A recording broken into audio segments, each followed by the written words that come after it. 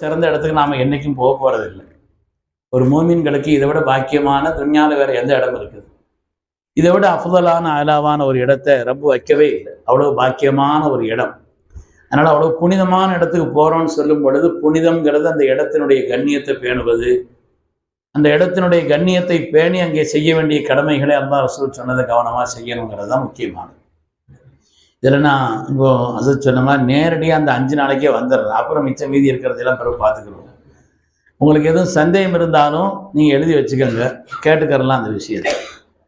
இது மாதிரி இந்த ஹஜ் கமிட்டியில் போகிறவங்க அவங்களுக்குன்னு சில விஷயங்களும் குறிப்பாக அவங்க என்ன செய்யணும் கவனத்தில் வச்சுக்கிறாங்க. ட்ராவல்ஸில் போகிறவங்க அவங்க நினச்சிக்கிட்டு இருக்கிறாங்க, அசல்குமார்கள்லாம் நமக்கு ஏசுவாங்க, பழத்தை உரித்து அப்படியே என்ன செய்வாங்க வாயில் சப்பரத்துக்கு தந்துடுவாங்கன்னு நினச்சிக்கிட்டு இருக்கிறாங்க. அப்படியே இல்லை, அவங்களும் விளங்கிக்கிறாங்க. நிறைய விஷயங்கள் அவனும் என்ன செய்யணும், விளங்கி காரியங்களை செய்யணுமே தவிர ஏதோ நம்ம ஆட்டு வந்த கூட்டம் போகிற மாதிரி பின்னால் போயிட்டு இருக்கக்கூடாது. என்ன நடக்குதுன்னு தெரியும். எங்குமோ ஹஜ்ஜுக்கு வந்திருக்கும் பொழுது எங்குமோ தவாப்பு கூட்டு போகும்போது என்னம்லாமோ இருக்குதுன்னு சொன்னி ஒன்றையுமே காணலையே, கூட்டத்துலேயும் சுற்றிக்கிட்டே வர என்னன்னு கேட்டாங்க. ஏமா நீங்கள் வந்த நேரம் பிற 2 துல்ஹஜ்ஜி பிற 2 அந்த நெருக்கடியான கூட்டம் இருக்குது, ஒன்றையும் பெரு செய்ய முடியாது. இது மக்காம் இப்ராஹிம், இது முல்தசம் காட்டுற சூழலே இல்லை. இப்போ முதல்ல என்ன செய்யணும், உம்ராவுடைய கடமை அதை முடிக்கணுமே தவிர மற்றதெல்லாம் அப்புறம் பார்த்துக்கலான்னு சொல்லணும். அது மாதிரி இங்கே உள்ள பேச்சுங்கிறது வேற, அங்கே உள்ள நடைமுறைங்கிறது வேற. சரி, அல்லாஹு தாலா நிறைவாக அல்லாஹ் சொன்ன அந்த வார்த்தை ரொம்ப முக்கியம். பூரணமாக செய்யுங்கள். 2 அர்த்தம் இருக்குது. ஒன்று என்னன்னு சொன்னால் அல்லாஹுக்காக செய்யணும், அதை விளங்கி செய்யணும். நேரடியாக ஹஜ்ஜினுடைய நாட்கள்ங்கிறது இருக்குது 5 நாட்கள் தாங்க. 5 நாட்கள் தான்.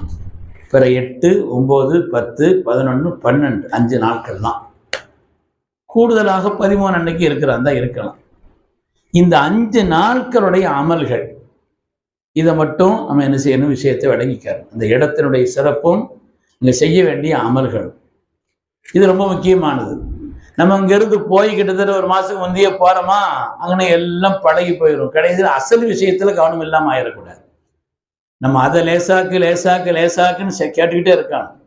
முடிஞ்சவரை நம்முடைய பயணங்கள் ஹஜ்ஜு முடிஞ்சவொன்னு சீக்கிரம் வந்துட்டா நல்லது. அதற்கு உமர்தான சாட்டை வச்சு விரட்டு வாங்கலாம். இப்போ ஃப்ளைட்டு போட்ட நேரத்தில் தான் நம்ம வர முடியும். நம்ம கிளம்பி திடீர்னு வர முடியாது. உமர்தான சாட்டை எடுத்துட்டு வாங்கலாம். வேலை முடிஞ்சா அறம் விட்டு கிளம்புங்க. அந்த இடத்தினுடைய கண்ணியம் குறைஞ்சிடக்கூடாது. ஊருக்கு போங்க சீக்கிரம் விரட்டு வாங்கலாம். ஏன்னா இது முக்கியம், ஹரமினுடைய கண்ணியம் முக்கியம். அதனால இந்த இடத்தினுடைய கண்ணியம் குறையிற மாதிரி உள்ள ஒரு நிலைப்பாடுகள் இங்கே இருக்கக்கூடாது. அதனால பெறப்படுங்கன்னு விரட்டுவாங்க. அதனால இங்கே இருக்கக்கூடிய அந்த நேரங்களில் இடம் பெரிய கட்டடமாக இருக்குது, பெரிய காட்சி தருது, அதெல்லாம் ஒன்றும் இல்லை. இந்த 5 நாட்கள் இருக்குத ஹஜ்ஜிக்கும் அதாவது புனித ஹரமுக்கும் இந்த இடத்துக்கும் சம்பந்தமே இருக்காது. மினா, முஸ்தலிஃபா, அரஃபா இந்த இடங்கள்லாம் இருக்குது இல்லையா, இது ஹஜ்ஜினுடைய முக்கியமான இடம். இந்த இடங்கள் எல்லாம் இது பெரிய பெரிய கட்டடங்களோ அல்லது பெரிய ஒரு காட்சி நிலையோ ஒண்ணுமே இல்லை. இன்னும் சொல்ல போனா அரஃபாவெல்லாம் ஹரமுக்கு வெளியில இருக்குது, ஹரமே இல்லாது. ஹரமுக்கினுடைய எல்கைக்கு வெளியில இருக்குது அரஃபா. அதனால இந்த 5 நாட்கள் தான் ஹஜ்ஜினுடைய அசலான நாட்கள். யார் அதனால எல்லாரும் ஒண்ணு சேர்றதுனால அந்த நாள் தான். எல்லாரும் ஒண்ணு சேர்ற இடம் அந்த இடம் தான். எல்லாரும் ஒண்ணு சேர்ற இடமும் அந்த இடம் தான். மற்ற நேரத்துல ஆட்கள் வருவாங்க போவாங்க, அப்படி இப்படி முன்ன பின்ன இருக்கும். ஆனா எல்லாரும் ஒண்ணு சேர்ற இடமும் எல்லோரும் ஒன்று சேர்ந்து இருக்க வேண்டிய நேரமும் இந்த 5 நாட்கள்.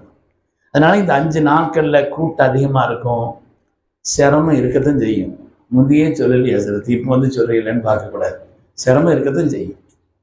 சிரமம் இல்லாம இல்லை, அல்லா லேசாக்கணும்னு துவா செய்திருக்காரு, அது வேற விஷயம். அல்லா லேசாக்கிறார். வெறும் அறிவை கொண்டு அல்ல, உடல் வலிமையை கொண்டு அல்ல, திறமையை கொண்டு அல்ல. ரொம்ப வயசானவராக இருப்பாங்க, ரொம்ப லேசாயிரும். ரொம்ப பலவானவராக இருப்பார், இவருக்கு சிரமமாயிரும். அப்படி எல்லாம் பல சூழ்நிலைகள் அங்கே இருக்குது. அதனால பலகீனமானவர்கள் இயலாதவர்களுக்கு நாம உதவி செய்துக்கிட்டு இருந்தோம்னா அல்ல நம்ம காரியங்களே லேசாக்கிடுவோம். இந்த ஹஜ்ஜினுடைய 5 நாட்கள்ல முதல் நாளுங்கிறது பிற 8ஆம் நாள். இந்த 8ஆம் நாள் தான் ஹஜ்ஜினுடைய தொடக்க நாள். ஆனால் அதுக்கு முன்னால நாம செய்ய வேண்டிய சில காரியங்கள் 8ஆம் நாள் என்னங்கிறத தொடங்குது. அப்படிங்கிறதுக்கு முன்னால நாம் தெரிய வேண்டிய ஹஜ்ஜி சம்பந்தப்பட்ட விஷயங்கள்ல தெரிய வேண்டிய முதல் விஷயம் என்னன்னு சொன்னா, குறிப்பா ஹஜ்ஜி கமிட்டில இருக்கிறவங்க அவங்க பெரும்பாலும் அந்த நாட்கள்ல அவங்க இருக்கிறதுங்கிறது பெரும்பாலும் அது எந்த ஏரியா? அசீசியா. சுப்ஹானல்லாஹ், அது ஒரு மக்காம் ஆகி போச்சு. இன்னைக்கு பெரிய மக்கா மாதிரி மதீனா மாதிரி அசீசியா ரொம்ப முக்கியமாகி போச்சு. கரெக்டா எல்லாரும் ஒப்பிக்கிறாங்கன்னா, இப்போ அசீசியா இருக்குது, அங்க இருந்து தான் ஹரமுக்கு வரணும். ஹஜ்ஜி கமிட்டில இருக்கிறவங்க அங்க இருந்து வர்றதுக்கு 2 பஸ் மாதிரி வருவாங்க மற்ற நேரங்கள்ல. ஆனால் ஹஜ்ஜிக்கு 2-3 நாளைக்கு முன்னால பஸ்ஸை நிறுத்திடுவாங்க. பஸ்ஸை நிறுத்தின பிறகு உங்களிடத்தில் ரொம்ப பணிவான வேண்டுகோள் என்னன்னு சொன்னா, அதுக்கு பிறகு பெரும்பாலும் ஹரமுக்கு வர முயற்சிக்காதீங்க. என்ன சத்தி இப்படி சொல்றீங்க நினைக்கக்கூடாது. நீங்க ஹஜ்ஜுக்கு தயாராகணும். அதனால அதுலேயும் ஜும்மாவுடைய நாட்கள் இருந்துச்சுன்னு வைங்க, 1-2 நாளைக்கு முன்னால பெறப்பட்டதுக்கு ஜும்மாவுடைய நாட்கள் இருந்துச்சுன்னா அந்த என்னாச்சு டூட்டு வருதோ, அந்த ஜும்மாவுடைய நாட்களா இருந்துச்சுன்னா அந்த ஜும்மாவுக்காக வேண்டி ஹரமுக்கு வர்றதுக்கு முயற்சிக்கவே கூடாது. ஜும்மாவுக்காக நம்ம செய்யக்கூடாது, ஹரமில் வர்றதுக்கு முயற்சிக்கவே கூடாது. காரணம் என்னன்னு சொன்னா, அங்கேருந்து நீங்கள் ஜும்மாவுக்கு வந்துட்டு அதில் உள்ள அனுபவத்தை சொன்னால் ரொம்ப நேரம் ஆயிரும். நான் அதனால் அதை சொல்லலை, அனுபவத்தை நான் சொல்லலை அந்த விஷயத்தை.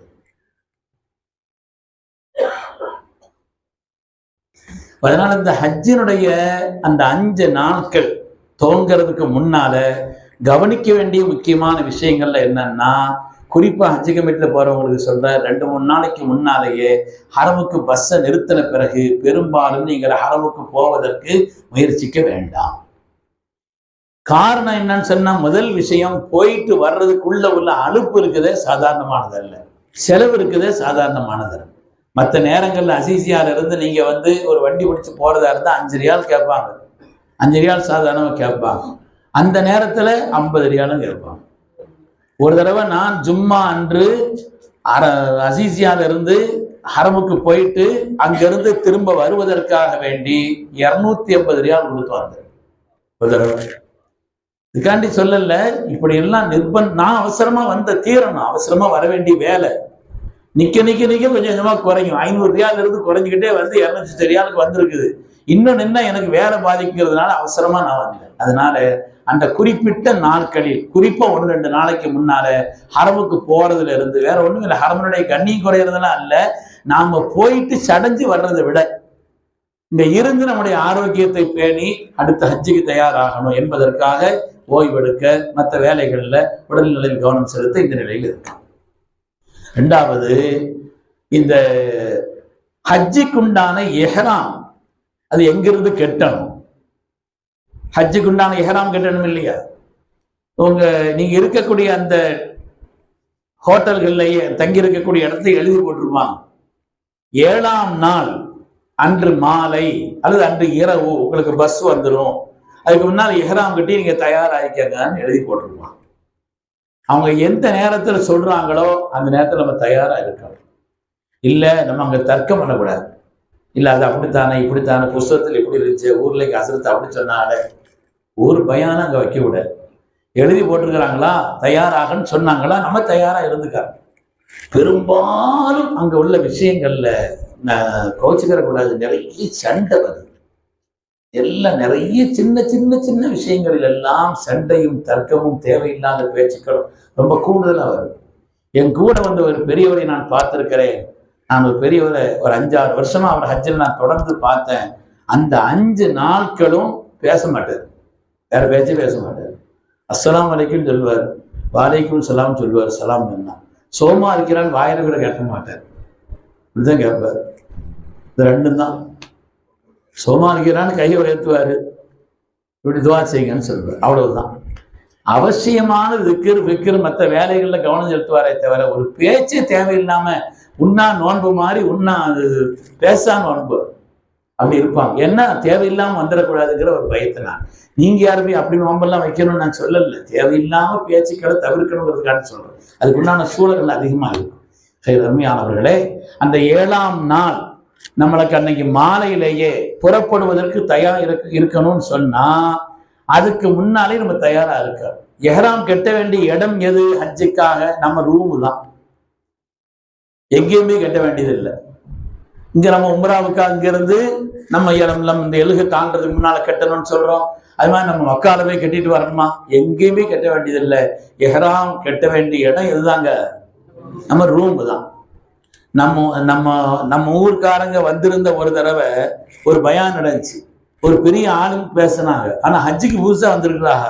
அவங்க பேசிட்டு இருக்கும்போது நான் அங்க போனேன். அவர் பேசும்பொழுது சொன்னாங்க, எல்லாரும் மஸ்ஜித் ஆயிஷால போய் ஹஜ்ஜுக்காக இஹ்ராம் நியத்து செய்துட்டு வாங்க, அங்க போய் கட்டிட்டு வாங்கன்னு பயான்லயே சொல்றா.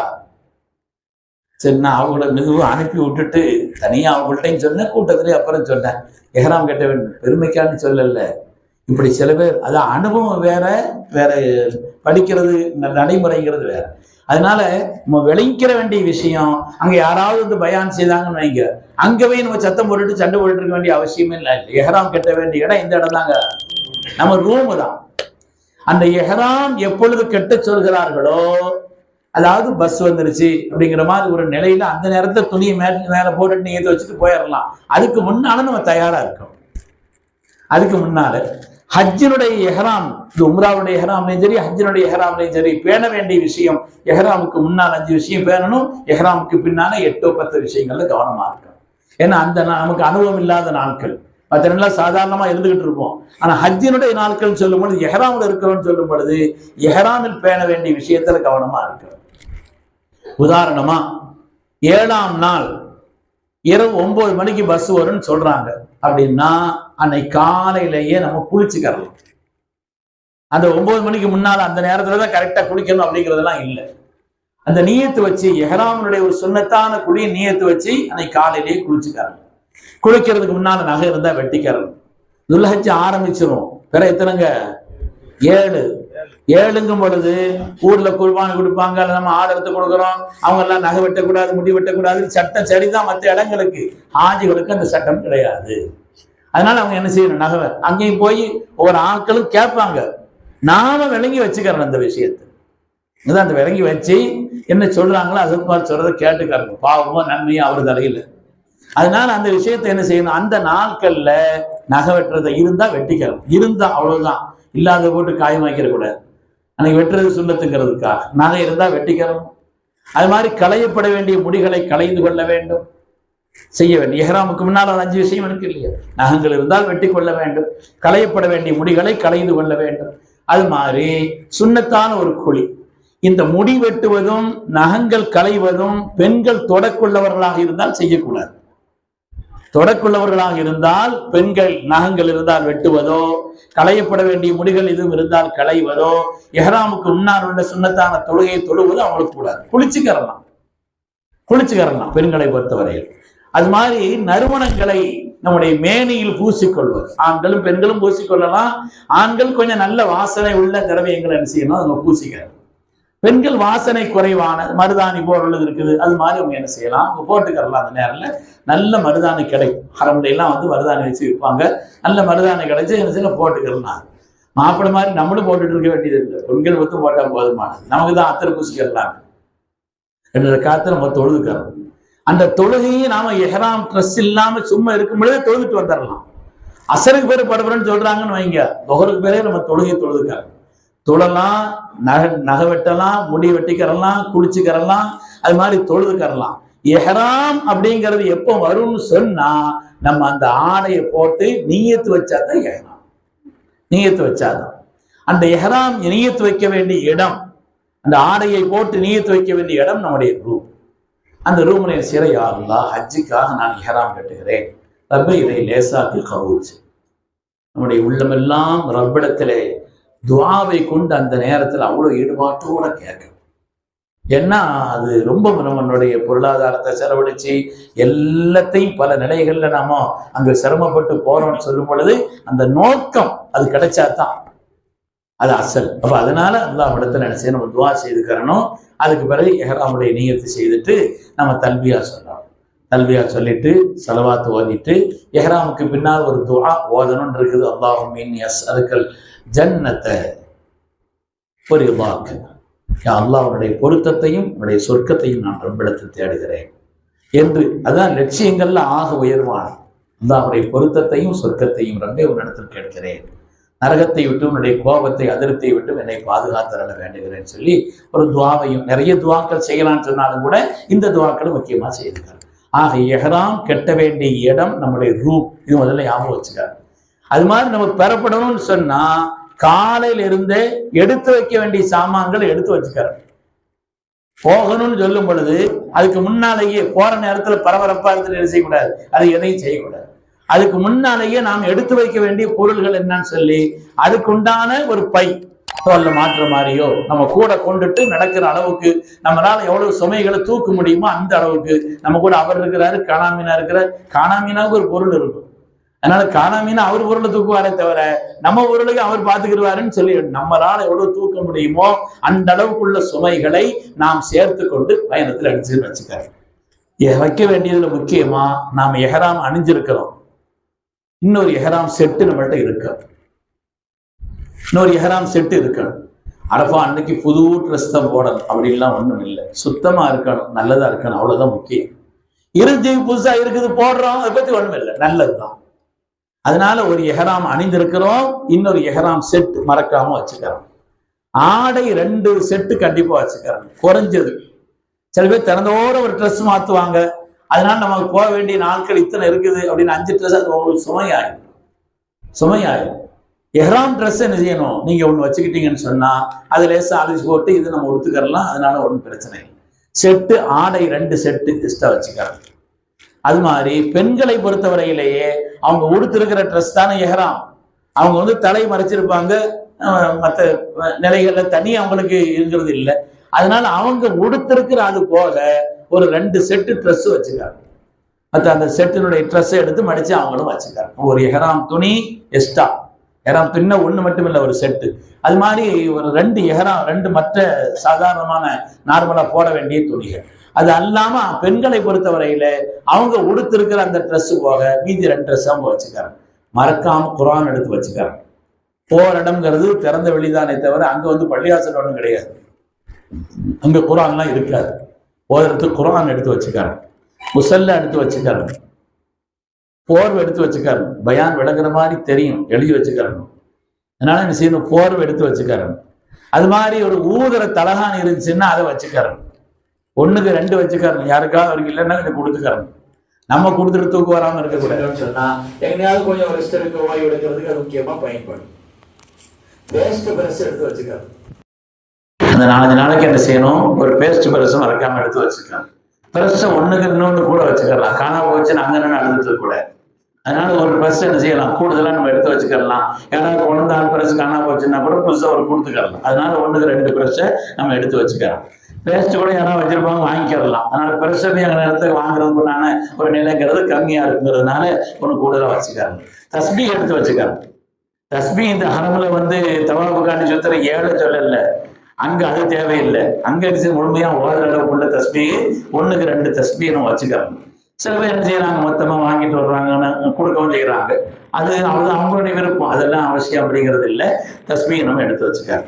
மருந்து மாத்திரைகளை மறக்காம எடுத்து வச்சுக்காங்க. மருந்து மாத்திரைகள் இல்லை, ஹஜ்ஜிக்கு போகும்போது அதெல்லாம் தேவையில்லை, அப்படிலாம் இல்லை. மருந்து மாத்திரைகள் என்ன செய்யணும், கரெக்டா அந்த நேரத்துல மருந்து மாத்திரைகள் எடுத்து வச்சுக்காங்க. ஒரு அத்தனையும் எடுத்து வச்சுக்காங்க. நிறைய பேர் வைக்காத ஒரு பொருள் ஏறாமலையில இருக்கிறோம். இப்ப என்ன நம்ம ட்ரெஸ்ல மாற்றும் பொழுது அப்புறம் என்ன செய்யணும், பெருநாளுடைய நாட்கள் வந்துடும், அப்ப நறுமணங்கள் போடுவதற்காக ஒரு அத்தனை எடுத்து வச்சுக்கிட்டா நல்லது. இப்ப தேவையில்லை. ஏறாமுக்கு முன்னால நம்ம மேனில அத்தனை பூசிக்கிறோம், அது வேற விஷயம். ஆனா நீங்க கொண்டு போறது ஒரு சின்ன பாட்டில வச்சுக்கிறது தப்பு வரணும் அப்படிங்கிறது இல்லை. ஒரு நறுமணத்தையும் வச்சுக்கிறாங்க. அது மாதிரி நமக்குள்ள அடையாள அட்டைகள் இருக்கும். அடையாள அட்டைகள் பூரா சில எப்பவுமே பெரிய மாலை மாதிரி கழுத்துல போட்டு வச்சிருக்கிறா. இந்த ஹஜ்ஜி கமிட்டிலேயே அந்த பயானதை நிறைய செய்வா. ஹஜ்ஜி கமிட்டில இதை விட்டுறாதியா, இந்த மாலையை விட்டுறாதீங்கன்னு சொல்லி அவ்வளவு மாலையை நம்ம கழுத்துல போட வைக்கிறதுல ரொம்ப கவனமா இருப்பாங்க. அதுல இதுவும் முக்கியம் எல்லாத்தையும் முக்கியம் சொன்னதுனால எது முக்கியமோ அதை விட்டுருவோம் நம்ம. அதனால பாஸ்போர்ட்டுக்கு பகரமா கொடுக்கக்கூடிய ஒரு அட்டை, மினா அரஃபாவினுடைய தங்கி இருக்கக்கூடிய இடத்தினுடைய அடையாளம் கொண்ட மல்லிமுடைய இந்த நம்பரை கொண்ட ஒரு அட்டை, இந்த 2 ரொம்ப முக்கியம். பாஸ்போர்ட்டுக்கு பாரமாக நம்முடைய பாஸ்போர்ட் நம்பர், பேர்லாம் எழுதப்பட்ட ஒரு அட்டை அது இருக்கும். அது இருந்தா தான் என்ன செய்யும், அது எல்லாமே அதுல அடையாளம் இருக்கும். அதை அடிச்சு பார்த்தாங்கன்னா எல்லாம் தெரிஞ்சிடும். அப்படி ஒரு அட்டை அது முக்கியமா இருக்கணும். அது மாதிரி நம்ம மினாவில, அரஃபாவில, மக்காவில, மதீனால தங்கி இருக்கக்கூடிய இடங்கள், அந்த முஅல்லிமுடைய நம்பர், இந்த 2 அட்டை ரொம்ப முக்கியமா. இதெல்லாம் மறக்காம நம்ம எடுத்து வச்சுக்கிறணும் அங்க கொண்டு வர நேரத்தில். உணவு சம்பந்தப்பட்டதுங்கிறது இருக்குது, அதை எனக்கு பயான் செய்ய, அதை சொல்ல தெரியாது. அது என்ன செய்யணும், நம்முடைய தேவைகளுக்கு ஏற்ப. ரொம்ப சுமைகளை தூக்கிற கூட, ரொம்ப சுமைகள். ஆமா, சுமைகளை நீங்க வரும் பொழுதெல்லாம் தூக்கி வாங்கிட்டு போட்டுருவான். அதனால சுமைகளை முடிஞ்சவரை குறைக்கும். அதனால உணவு சம்பந்தப்பட்டதுல கொஞ்சம் அட்ஜஸ்ட் பண்ணதான் செய்யும். எல்லா நேரத்திலையும் ஒரே மாதிரி சாப்பிட முடியாது இல்லையா? அதனால அந்த நேரத்துல என்ன செய்யணும், இந்த குபுசு கிடைக்கும். கொஞ்சம் இந்த ரொட்டி என்ன செய்யும், அரபு நாட்டில இருந்து பழக்கப்பட்டவங்களுக்கு ரொம்ப நல்ல உணவு. அப்படி இல்லைன்னு சொன்னா அவங்களுக்கு என்ன செய்யணும், அந்த குபுசு, அது ஒரு குபுசுன்னு அரபியில சொல்றாங்க இல்லையா, அது 3 ரியால் 2 ரியாலுக்கு வாங்கிட்டேன், 15 ரொட்டி மொத்தமா கிடைக்கும்.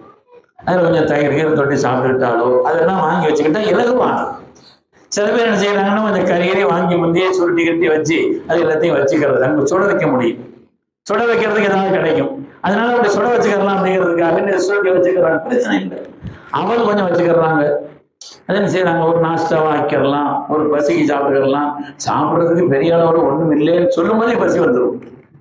இருக்குதுன்னா கூட இருக்குதுன்னு நினைச்சுக்கிட்டு இருப்போம்.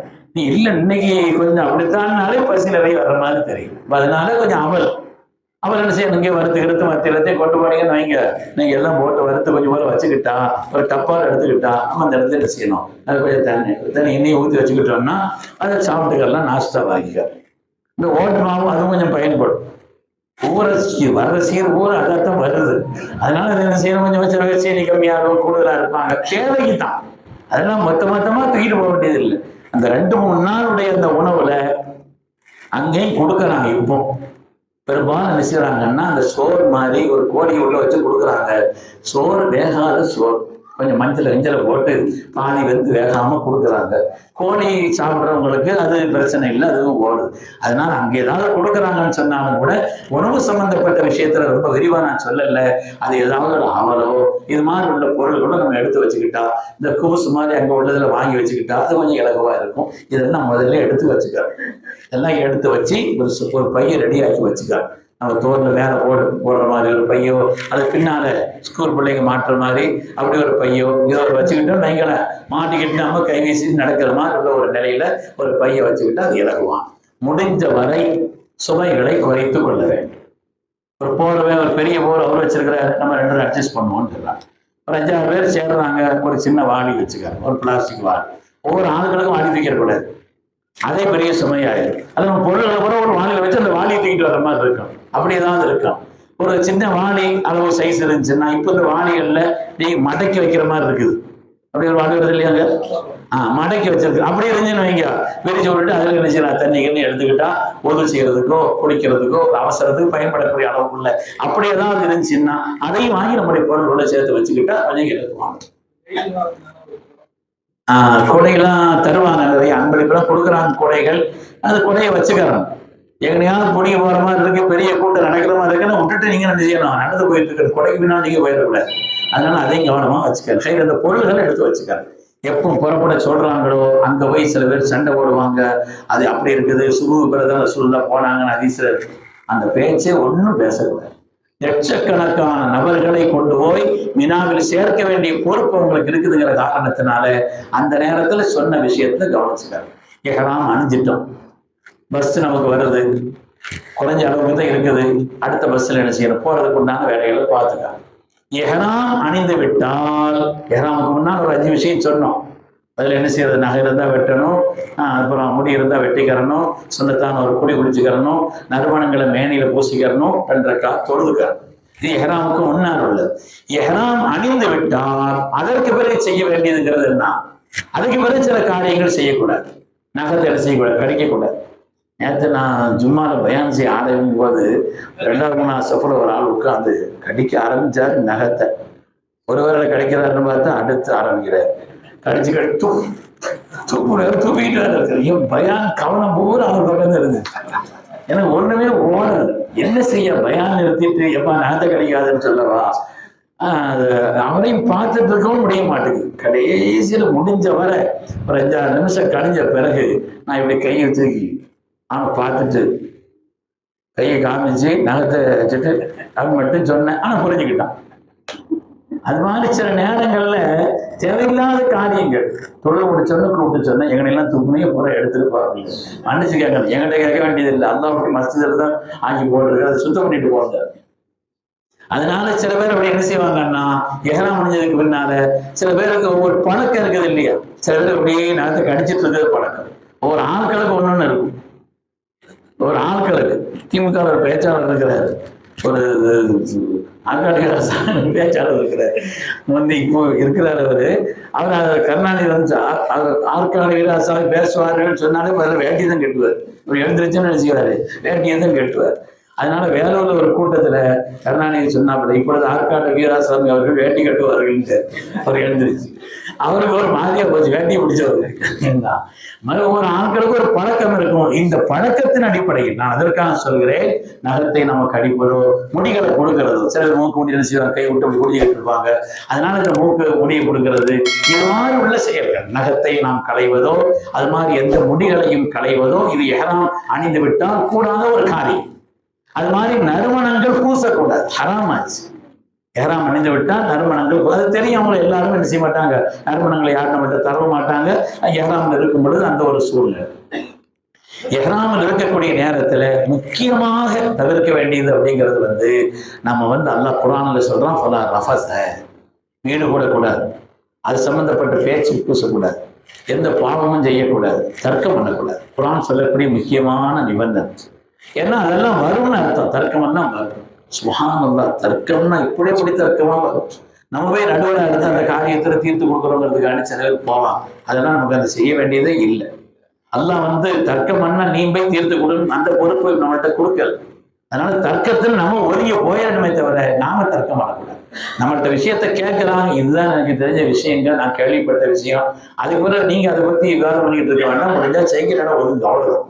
அதுக்கு பிறகு அல்லாஹ் என்ன செய்வான், அந்த காரியத்தை சரியாக்கிடும். அதனால இப்படிப்பட்ட தர்க்கங்களில் எல்லாம் ஈடுபட்டு விடாமல் நாம் அதுக்கு தயாராகிறோம். இந்த பொருள்கள்லாம் எடுத்து வச்சுக்கிறணும், குர்ஆன் எடுத்து வச்சுக்கிறணும், ஓய்வதற்குண்டான கிதாபுகள் எது இருந்துச்சுன்னு அதெல்லாம் எடுத்து வச்சுக்கிறோம். இங்க இருந்து எப்போ சொல்றாங்களோ போய் அந்த நேரத்துல ரொம்ப தேவையில்லாத பேச்சுக்கள் செயல்களை விட்டும் தற்காத்து கொண்டாலே பாதி ஹஜ்ஜ நிறைவேறிடுச்சுன்னு அர்த்தம். பாதி ஹஜ்ஜ நிறைவேறு.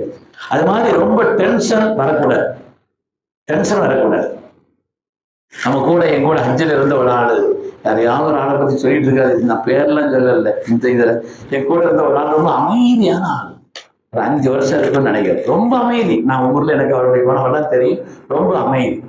அரஃபாவுல பஸ்ஸை எதிர்பார்த்துட்டு இருக்கிறோம், பஸ்ஸை எதிர்பார்க்குறாங்கன்னா இவன் நான் போய் பஸ்ஸை பிடிச்சிட்டு வந்தேன், அந்த 50 பஸ்ஸில் பார்த்து அதை போய் பிடிச்சிட்டு எல்லாம் வந்தேன். நாங்கள் பிடிச்சிட்டு வரும்பொழுது எல்லாரும் ஏறி உட்காந்துக்கிட்டான். அப்படியே 2-3 பஸ் ஆயிடுச்சு. இவருக்கு அசத்து, நீங்க பஸ் முடிச்சு வர்றீங்க, வேற ஆட்கள் ஏறுறாங்கன்னு சொல்லி நான் அவர்கிட்ட சொல்லியிருந்தேன், தயவு செய்து டென்ஷன் ஆகிறதுக்கு உண்டான இடங்கள்ல ஒண்ணு, அதனால டென்ஷன் ஆகக்கூடாது. அரஃபால இருந்து எப்படி ஆனாலும் இங்கிருந்து எல்லாரையும் முஸ்தலிஃபா கொண்டு சேர்க்கத்தான் செய்வான். நேரம் கொஞ்சம் முந்துமே தவிர நம்ம தர்க்கம் பண்ணிட்டு இருக்க சண்டை போடங்கிறது கூடாது. அந்த நேரத்துல வந்து ரொம்ப கோபம், டென்ஷன், பல நிலைகள்லாம் வரும். ஆனா இந்த 5 நாளும் நம்ம எஹ்ராம்ல இருக்கிறோம், அந்த கவனத்தோடு இருந்துகிட்டே இருக்கோம். கவனத்தோடு சொல்றேன், எனக்கு கூட ஜமீன்ல டென்ஷன் வரும். அந்த நேரத்துல முதல்ல நான் கோபம் வந்தா எனக்கு முதல் வேலையை அமைதியாயிடுவேன். எனக்கு கோபத்தினுடைய முதல் அடையாளம் என்னன்னா, பேசாம இருந்துட்டா கோபம் கொஞ்சம் இருக்குதுன்னு அர்த்தம். சும்மா இருக்கும்போது அப்படி நினைக்காதீங்க, பொதுவாக சொல்ற ரொம்ப கோபமா இருந்துன்னா முதல்ல அமைதியா இருக்கும். ஆமா, அதனால அந்த நேரத்துல என்ன செய்யணும்னா, ஏதோ வார்த்தைகள் வந்துட்டாலோ தேவையில்லாத பேச்சுனாலும் அது கெட்ட நிலை உண்டாச்சு. அதனால அருமையானவர்களை புனிதமான மினாவுக்கு போய் இறங்கிட்டா நம்ம நைட்டே போய் இறக்கி விட்டுருவாங்க, சமயத்தில் அதிகாலையில கொண்டு விடுவாங்க. எப்படியோ 8 அன்னைக்கு நம்ம மினாவுக்கு போயிடுவோம், 8 அன்னைக்கு மினாவை கொண்டு சேர்த்துடுவாங்க. 8 அன்னைக்கு மினாவுல அமல்கள் ஆரம்ப வேண்டிய அந்த ஹஜ்ஜினுடைய நேரம் அப்படிங்கிறது ஜவாலுக்கு பின்னால்தான் ஆரம்பிக்குது. அதுக்கு முன்னால மினாவினுடைய எந்த தனித்தன்மைங்கிற மினாவு கிடையாது. மினாவினுடைய எல்லா விதமான அந்தஸ்தும் அதிகமான நாட்கள் தங்கி இருக்க வேண்டிய இடம் மினா தான். ஹஜ்ஜினுடைய 5 நாட்கள் அப்படின்னு சொன்னா ஒரு நாளை தவிர மற்ற நாள் போல தங்கி இருக்க வேண்டிய இடம் மினா தான். அதிகமான நாட்கள் 8, 10, 11, 12, 13 இருந்தா 13, 6 நாட்கள் நாட்கள்னா 5 நாட்கள் மினா தான். 5 நாட்கள்னா 4 நாட்கள் மினா. மினாங்கிறது இருக்கிற ஒரு பாக்கியமான இடம். இஸ்லாமிய ஷஆயிர், அல்லாஹ்வுடைய அடையாள சின்னங்கள். அடையாள சின்னங்கள்னா ஏதாவது ஒன்று இருக்குங்கிறது இல்லை. சாதாரணமா இருக்கக்கூடிய இடம் தான். நம்ம டென்ட் தான். நம்ம அங்க பார்க்க, அங்க சுத்தி பார்க்க, அங்க ஒரு பக்கம் போகக்கூடாது. முடிஞ்சவரை டென்ட்ல இருக்கணும், அடையாளம் தெரிகிற இடத்துக்கு போகணும், பாத்ரூமுக்கு போயணும், சுயதேவைகளை வச்சுக்காரு. சித்தியக்குல் அக்பர் பிறந்த இடம் ரலியல்லாஹு அன்ஹு. இன்னைக்கு அங்க எங்கேயும் குடியிருப்புகள் கிடையாது மினாவில். அந்த காலத்துல குடியிருப்புகள் இருந்த நேரத்துல சையதுனா அபூபக்கர் சித்திக் ரலியல்லாஹு அன்ஹு பிறந்த இடம் என்பது மினா தான். ஒரு வாக்கியமான அருளான இடம். அது மாதிரி அங்க கூட வீடுகள்லாம் ஒன்றும் கிடையாது, அதிகமா கூடாரம் தான். போடப்பட்ட கூடாரங்கள் இருக்கு. கூடாரங்களே ஒரு மெத்தை போட்டிருக்கிறாங்க, கூடாரங்கள்ல தலையணை கொடுத்துருக்குறாங்க, கூடாரங்கள்ல ஒரு விரிச்சு வச்சிருக்கிறாங்க. நமக்கு அங்க உள்ள ஓரளவு மினா வசதியா இருக்கும். பின்னால் உள்ள ரெண்டையும் கவனிக்கும் பொழுது, நீங்க அசீசியாவை கவனிச்சு மினா வசதி நினைச்சுக்கிறாதீங்க. பின்னால் உள்ள அடுத்த நாட்களை கவனிக்கும் பொழுது மினா வசதி. மினா வந்த உடனே அசீசியாவோட சுமாரா இருக்கிற மாதிரி இருக்கும்.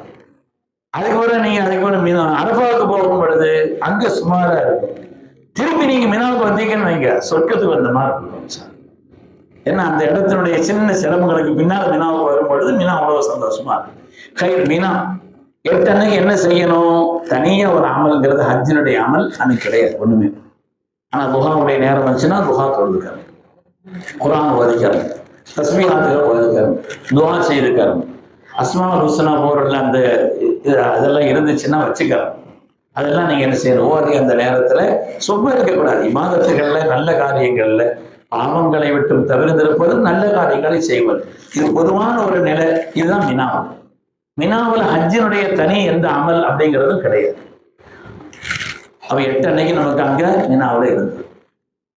அதுக்கடுத்து 9ஆம் நாள், இது ஹஜ்ஜினுடைய மிக மிக முக்கியமான நாள். அன்னைக்கு அரஃபா. இதுவும் அப்படித்தான். 8 அன்னைக்கு பெரும்பாலும் அந்த 8ல மகரிப் பிறகே பெரும்பாலும் கிளம்ப ஆரம்பிச்சிருவாங்க.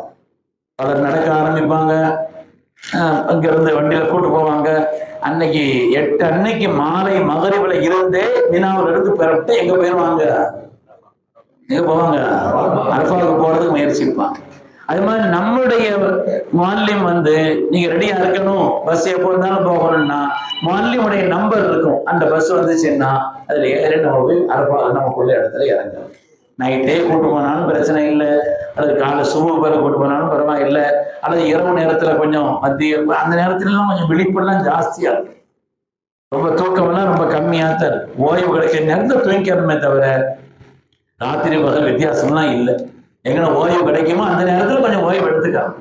இரவு ஊரை வெளிக்க வேண்டியதெல்லாம் இருக்கும். சரி, இங்க இருந்து நம்மளை எப்போ சொல்றாங்களோ ரெடியா இருக்கணும்.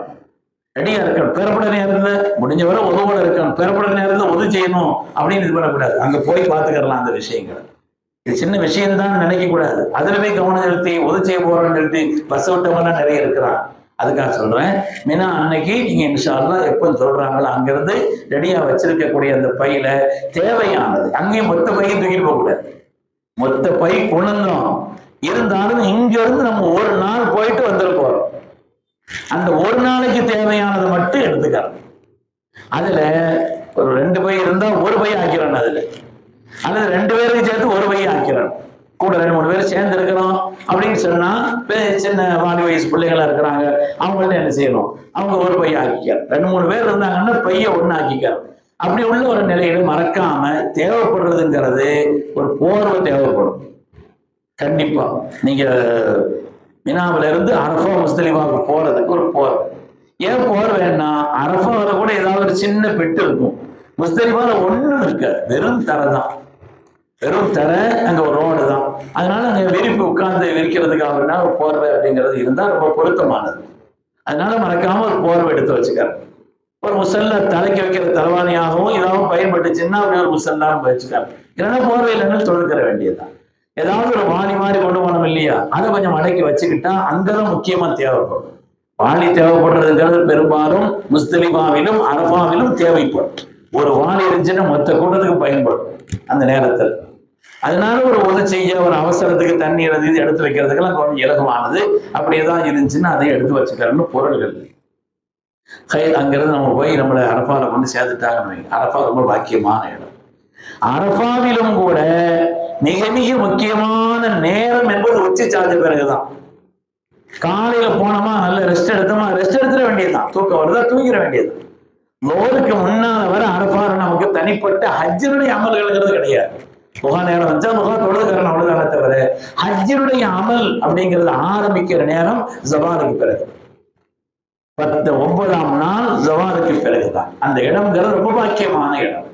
சையதுனா அப்துல்லாஹ் இப்னு அப்பாஸ் ரலியல்லாஹு அன்ஹு சொல்கிறார்கள், அல்லாஹ் தஆலா அடியார்களை எல்லாம் ஆத்மாக்களை ஒன்றிணைத்து அல்லாஹ் தஆலா கேட்டானே, ஆத்மாக்களை எல்லாம் அல்லாஹ் தஆலா ஒன்றிணைத்து கேட்டானே, அலஸ்து பிரப்பிக்கும், நான் உங்களுடைய இரட்சகன் அல்லவா என்று அல்லாஹ் கேட்டான் அல்லவா, அந்த ஒப்பந்தம் நடந்த இடம் அரஃபான்னு சொல்றார். குர்ஆன்ல வருது. இஸ்லாமிய சித்தாந்தத்தின்படி உலகம்ங்கிறது அது 5. அதுல ஆரம்பத்தில் ஆரம்பல் அருவா, ஆன்மாக்களின் உலகம். அந்த அருவாக்களை மாத்திரம் சேர்த்து வச்சு நான் உங்களுடைய இரட்சகன் அல்லவா நல்லா கேட்டான், எல்லா ஆன்மாக்களும் ஆம் என்று சொன்னது. அது நடந்த இடம் அரஃபான்னு சொல்றாங்க.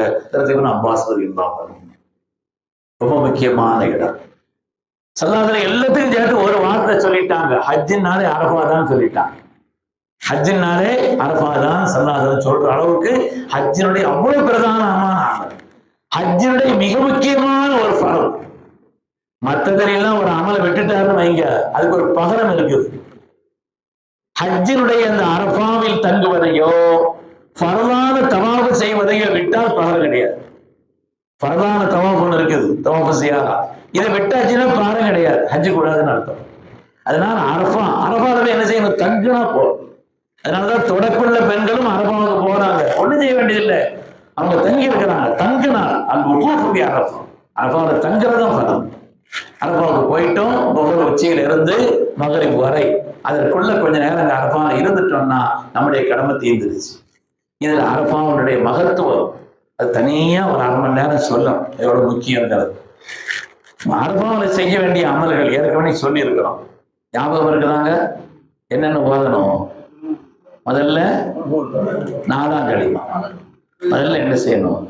சொன்னாங்க ஹைரு துஆஇ ஃபீ யௌமி அரஃபா, அரஃபாவுடைய நாளில் நீங்கள் சொல்லும் துஆக்களில் கலிமாக்களில் ஆக சிறந்த கலிமா மான குல்துவன் நபியூன மின் கப்லி, நானும் எனக்கு முன்னால் உள்ள எல்லா நபிமார்களும் இந்த இடத்தில் அமர்ந்து அதை சொல்லி இருக்கிறோம். சொன்னாங்கன்னா லா இலாஹ இல்லல்லாஹு வஹ்தஹு லா ஷரீக லஹு லஹுல் முல்கு வ லஹுல் ஹம்து வ ஹுவ அலா குல்லி ஷைஇன் யுஹ்யி வ யுமீத். அந்த ஹதீஸ்ல இல்ல, நமக்கு இலகுவாக்குறதுக்காக சேர்ந்து சொல்லுங்க, லா இலாஹ இல்லல்லாஹு வஹ்தஹு லா ஷரீக லஹு லஹுல் முல்கு வ லஹுல் ஹம்து. அது குறைஞ்சது ஒரு 100 தடவையாவது தனிமையிலோ கூட்டாகவோ சேர்ந்தோ. அந்த நேரத்தில் ஓடுற நேரத்தில் அப்படி மயக்க மாதிரி தூக்க மாதிரி வரும். ராத்திரி முடிச்சிருக்கிறோம், பகல்ல ஒரு மாதிரி இருக்குது, உச்சி சாஞ்ச பிறகு ஒரு மாதிரி இருக்கும். எழுந்திரிச்சு நடந்து தூக்கத்தை போக்கிட்டு ஓதனமே தவிர படுத்துடக்கூடாது. ஒரு 100 தடவை 4ஆம் கலிமா, ஒரு 100 தடவை 3ஆம் கலிமா, சுப்ஹானல்லாஹி வல்ஹம்துலில்லாஹி வலா இலாஹ இல்லல்லாஹ் வல்லாஹு அக்பர் வலா ஹவ்ல வலா குவத்த இல்லா பில்லாஹில் அலிய்யில் அஸீம் ஒரு 100 தடவை. அது மாதிரி தொடக்கில்லாத பெண்கள் ஒரு 100 தடவை குல் ஹுவல்லாஹு அஹத், இஹ்லாஸ் வரும், ஒரு 100 தடவை சின்னதை ஓதிக்க. எல்லாத்தை விட முக்கியமா இஸ்திக்ஃபார், அல்லாஹ்விடத்துல இஸ்திக்ஃபாருடைய வார்த்தைகள் குறைஞ்சது அஸ்தக்ஃபிருல்லாஹ் அல்-அஸீம். அது மட்டும்தான் நமக்கு சொல்ல தெரியுதுன்னா அந்த வார்த்தையை கொஞ்சம் கூடுதலா சொல்லணும். அதை என்ன செய்யணும், கொஞ்சம் கூடுதலா ஒரு 600 700 800 1000 வரை சொல்லிக்கிட்டு இருக்கலாம். இல்லை கொஞ்சம் நீண்ட இஸ்திக்ஃபார் தெரியும் அப்படின்னு சொன்னா எண்ணிக்கை கொஞ்சம் குறைஞ்சாலும் அல்லாஹ்விடத்துல மன்னிப்பு தேடும். துஆவுல மன்னிப்பு கேட்கணும். அதுக்கு முன்னால் இஸ்திக்ஃபாருடைய வார்த்தைகளை கொண்டு ஓதிக்கிறோம் செய்யும். முதலாவது 4ஆம் கலிமா, அப்புறம் 3ஆம் கலிமா, அப்புறம் இஹ்லாஸ் குல் ஹுவல்லாஹு அஹத், அப்புறம் இஸ்திக்ஃபார், 5வது ஸலவாத், கண்மணி ரசூலுல்லாஹி ஸல்லல்லாஹு அலைஹி வஸல்லம் ஸலவாத். இது மாத்திரம் நாங்க செய்ய வேண்டியது. நேரம் இருக்குது, குர்ஆன் எடுத்து ஓதிக்கிட்டு இருக்கிறோம், ஒன்றும் பிரச்சனை. அதுக்கு பிறகு துஆக்கள். அரஃபாவுல தான் எல்லா துஆக்களுடைய ஒன்று சேர்க்கையின் இடமே அதுதான். ஹஜ்ஜில என்னென்ன துஆக்களை எல்லாம் கேட்கணும்னு நினைச்சோமோ அது எல்லாத்தையும் கேட்க வேண்டிய இடமும் அரஃபா. அதனால அரஃபாவுல துஆல தனி கவனம் செலுத்தி வச்சுக்கணும். நீங்க இப்ப குறிக்கிறது அல்ல, வீட்டுல ஒரு தனி இடத்து வச்சுக்கணும். எதை குறிச்செல்லாம் அரஃபால துஆ செய்யணும் எழுதி வச்சுக்கணும். அதை குறிச்செல்லாம் என்னென்ன விஷயங்கள் எல்லாம் சஹாபாக்கள் கேட்டாங்க, சாலிஹீன்கள் கேட்டாங்க, அதெல்லாம் என்ன செய்யணும்? நம்ம அந்த இடம் புனிதமான இடம், கேட்கப்படுவது நிறைவேற்றப்படுவதற்குன்னா அந்த உடனே சமயத்தை நிறைவேற்றுவோம். நம்ம பாவியா இருக்கலாம், ஆனா அல்லாஹ் கருணை உள்ளவன். அந்த நேரத்துல அவனை நாடி அவனுடைய விருந்தாளிகளா போயிருக்கும் பொழுது அல்லாஹ் அதை கபூல் செய்து. ஒரு சஹாபி பெருமகனார், ஒரு தாபியை, அவங்க ஒரு ஊருக்கு போகும்பொழுது ஒரு துவா செய்து போனாங்க, யா அல்லாஹ் யாராவது ஒரு நல்ல மனுஷனையும் பக்கத்துல உட்கார வைக்கிறது. என்ன துவா பாருங்க. நம்ம நினைச்சுக்கிறோம் இது என்ன, யா அல்லாஹ் ஒரு சாலிகான மனிதரை என் பக்கத்துல உட்கார வைக்கிறது, அல்லது அவர் பக்கத்துல என்ன உட்கார வைக்கிறது அப்படின்னு துவா செய்துட்டு போனாங்க. அதுக்கப்புறம் பார்த்தா பக்கத்தோட உட்கார்ந்தது செய்து அபூ ஹுரைரா ரலியல்லாஹு அன்ஹு. ஒரு துவாவுக்குன்னால பல. நான் ஒரு ஹரமுக்கு போகும் பொழுது எனக்கு இந்த ஞாபகம் ஒரு சாலிகான மனிதர் என் பக்கத்துல உட்காரு, அது அவர்கிட்ட என்ன உட்காருது அப்படின்னு ஒரு துவா செய்துட்டு ஒரு நாள் போனேன். நைட்ல நாங்கள் பிங்கெல்லாம் தவாப் செய்துட்டு வந்ததுனால காலையில தஹஜ்ஜுத் நேரம் வாங்க சொல்றதுக்கு முன்னா தஹஜ்ஜுத் வாங்க இருக்கோங்க அந்த ஹரமுலை. அதனால அந்த நேரத்துக்கு முன்னால போனேன். உள்ள தவாப் கொண்டான இதை அடைச்சிட்டாங்க. வெளியில இருந்து தஹஜ்ஜுத் தொழுதுட்டு இருந்தோம். தஹஜ்ஜுத் தொழுது முடிச்சுட்டு அதுக்கப்புறம் கொஞ்ச நேரத்தை பாங்க சொன்னாங்க. பாங்க சொல்லி முடிச்சு சுபஹ் சுன்னத்தெல்லாம் தொழுது முடிச்சுட்டு சுன்னத்துல ஃபர்து தொழுது ஜமாத்தில் அடைஞ்சு முடிச்சுட்டு அதுக்கப்புறம் அரிசியெல்லாம் ஓதிட்டு அவங்க உட்காந்துக்கிட்டு இருக்கிறோம். என் பக்கத்துல ஒரு ஆள் உட்காந்துட்டே இருக்கிறார். அவர் என்னைய கவனிச்சு பார்த்துட்டு இருக்கிறாரு. இன்னமும் தெரியலையேன்னு நான் நினைச்சேன். பார்க்கறது எனக்கு தெரியுது, நான் அவரை பார்க்கல. அவரு பார்க்கிறாருங்கிறது மட்டும் தெரியுது, நான் அவரை ரொம்ப பார்க்கல. சரி என்னமோ தெரியல, ரொம்ப கவனிச்சுட்டு இருக்கிறாருன்னு தொழில் முடிச்சுட்டு எழுந்திரிச்சு போறதுக்காண்டி போற நேரத்துல பிஸ்மில்லாஹிர் ரஹ்மானிர் ரஹீம்னு ரொம்ப தெரிஞ்ச அது மாதிரி எடுத்து கையில ஒண்ணு கொடுத்தாரு.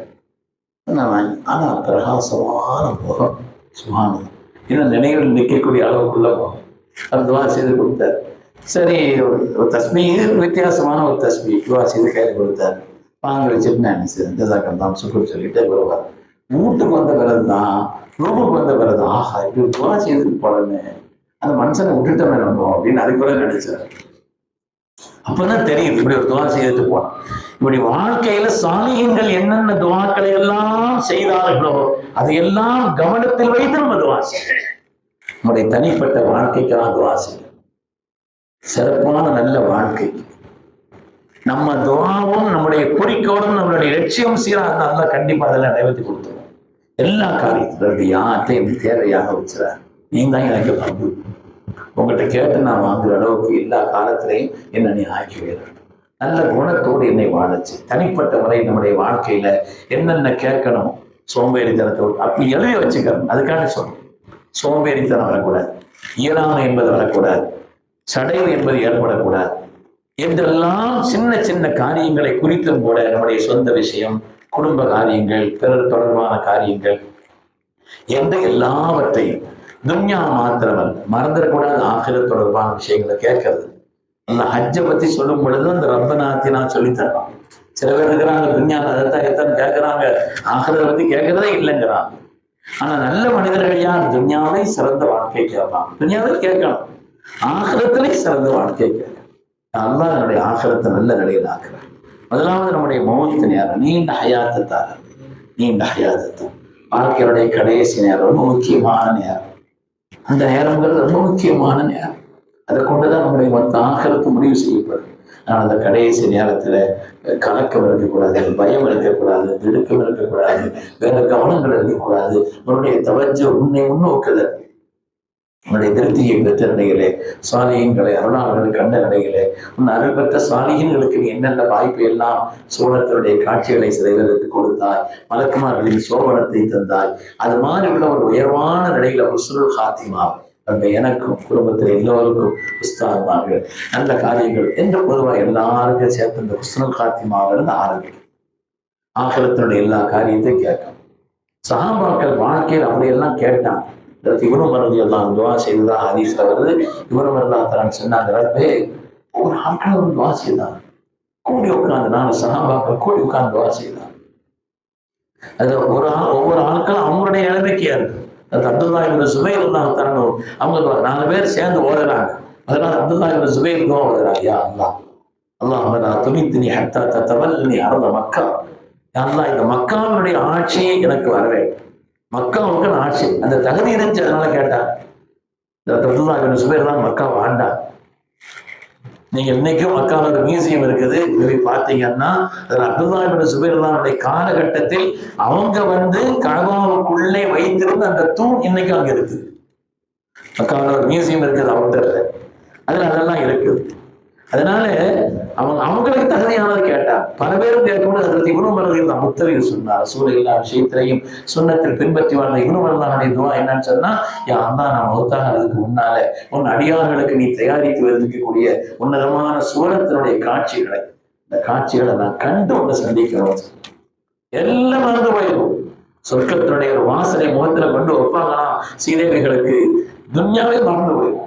அதனுடைய இன்பம் அவ்வளவு இன்பமா இருக்கும். அதனால துன்யாவை அதனுடைய எல்லா வாக்கியங்களையும் கேட்கிற மாதிரி ஆகிரத்தையும் கேட்கணும்.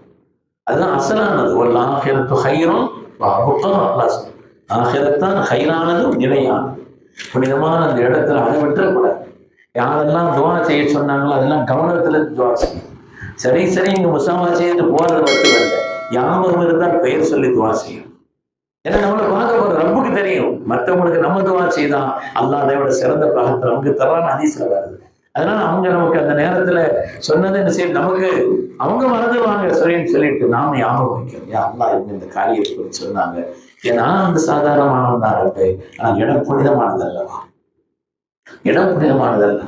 அதெல்லாம் மக்கமும் செய்து இடத்துடைய கண்ணியத்தை என்னுடைய உள்ளத்தில் அவங்க உள்ளத்தில் நம்ம நீ அதிகரிச்சு கேட்கணும். யாரெல்லாம் அதனால அரஃபா துஆவோட முக்கியமான இடம். நான் ஏற்கனவே உங்களுக்கு சொன்னேன், கண்மணி ரசூலுல்லாஹி ஸல்லல்லாஹு அலைஹி வஸல்லம் அரஃபாவில் அதிகமான துஆ இந்த உம்மத்துக்கு தான் செய்யணும். உம்மத்துக்கு இந்த என்னுடைய உம்மத்தை நீ பாதுகாப்பு, என்னுடைய உம்மத்தை அல்லாஹ் அந்த கேட்ட பாக்கியங்களை பூரா கொடுத்தான். அதுல ஒண்ணுதான் அவங்க அரஃபா துஆ செய்தாங்க. யாரெல்லாம் அரஃபாவோடு நின்று அவருடைய அடியார்களில் யாராவது என்னை மன்னிச்சருன்னு கேட்டா மன்னிக்காம விட்டுறாத பேச்சு ஆதிகளுடைய எல்லா பாவத்தையும் மன்னிச்சிடணும். அவங்க யாருக்காவது இஸ்திக்ஃபார் செய்யணும், அதையும் மன்னிச்சிடணும் கேட்டா எல்லாம் சொன்னா அவங்களை மன்னிச்சிடணும். எனக்கு ஏதாவது கடமைகள்ல குறைவு செய்யறதுன்னா நான் மன்னிச்சிடுவேன். ஆனா மற்றவங்களுக்கு அநியாயம் செய்யறதுதான் நான் என்ன செய்ய முடியும்? அவங்க மன்னிக்காம நான் எப்படி மன்னிக்க முடியும்? அல்லாஹ் சல்லாசவடத்துல கேட்டேன். சல்லாசல்லாம் விடவில்லை, அது ரஹூஃபுர் ரஹீம், அந்த உள்ளம் அவர்களுக்குத்தான் வரும். சல்லாசல்லாம் கேட்டாங்க, யா அல்லாஹ் யாருக்காவது அவங்க அநியாயம் பண்ணியிருந்தா, யாருக்கு அநியாயம் செய்யறாங்களோ அவங்களுக்கு முன்புறத்திலிருந்து ஏதாவது சன்மானத்தை கொடுத்திருப்பாரு, இவரை மன்னிச்சுருப்பாரு. அல்லாஹ் அந்த துஆவையும் முஸ்தலிஃபாவில் கபூல் செய்தார். இதெல்லாம் நமக்கு என்ன பாடம்னா, திரும்ப திரும்ப திரும்ப நம்ம ரப்பிட்ட கேட்கணும். மற்றவங்கள்ட்ட கேட்கறதுதான் நமக்கு உச்சம் இருக்கும். ரப்பிட்ட கேட்கணும். நம்ம யார்கிட்ட கேட்க முடியும்? யார்கிட்ட நான் கையாந்துவேன்? கேட்க தகுதி உள்ள உன்னிடத்துல கேட்கிறேன். நீதான் என்ன, நான் ஒண்ணுக்காக அடியான், ஆனா நீ என்னுடைய ரொம்ப இல்லவா, எனக்கு கிடைத்த ரப்பல்ல. அல்லாஹ்வுடைய மகத்துவத்தை சொல்லி, அவனுடைய கண்ணியத்தை சொல்லி, அவனுடைய கீர்த்தியை சொல்லி, ரப்பிடத்துல எல்லா காரியங்களை குறிச்சு எனக்கு தெரிஞ்சதை கேட்டேன். கேட்க தெரியாது எவ்வளவு இருக்குது. அதெல்லாம் அதுக்கு வரது எனக்கு ஞாபகம் ஒரு இதை விட்டுட்டேன் அதை விட்டுட்டேன். நான் கேட்டதையும் தான், நான் கேட்காததையும் தான்.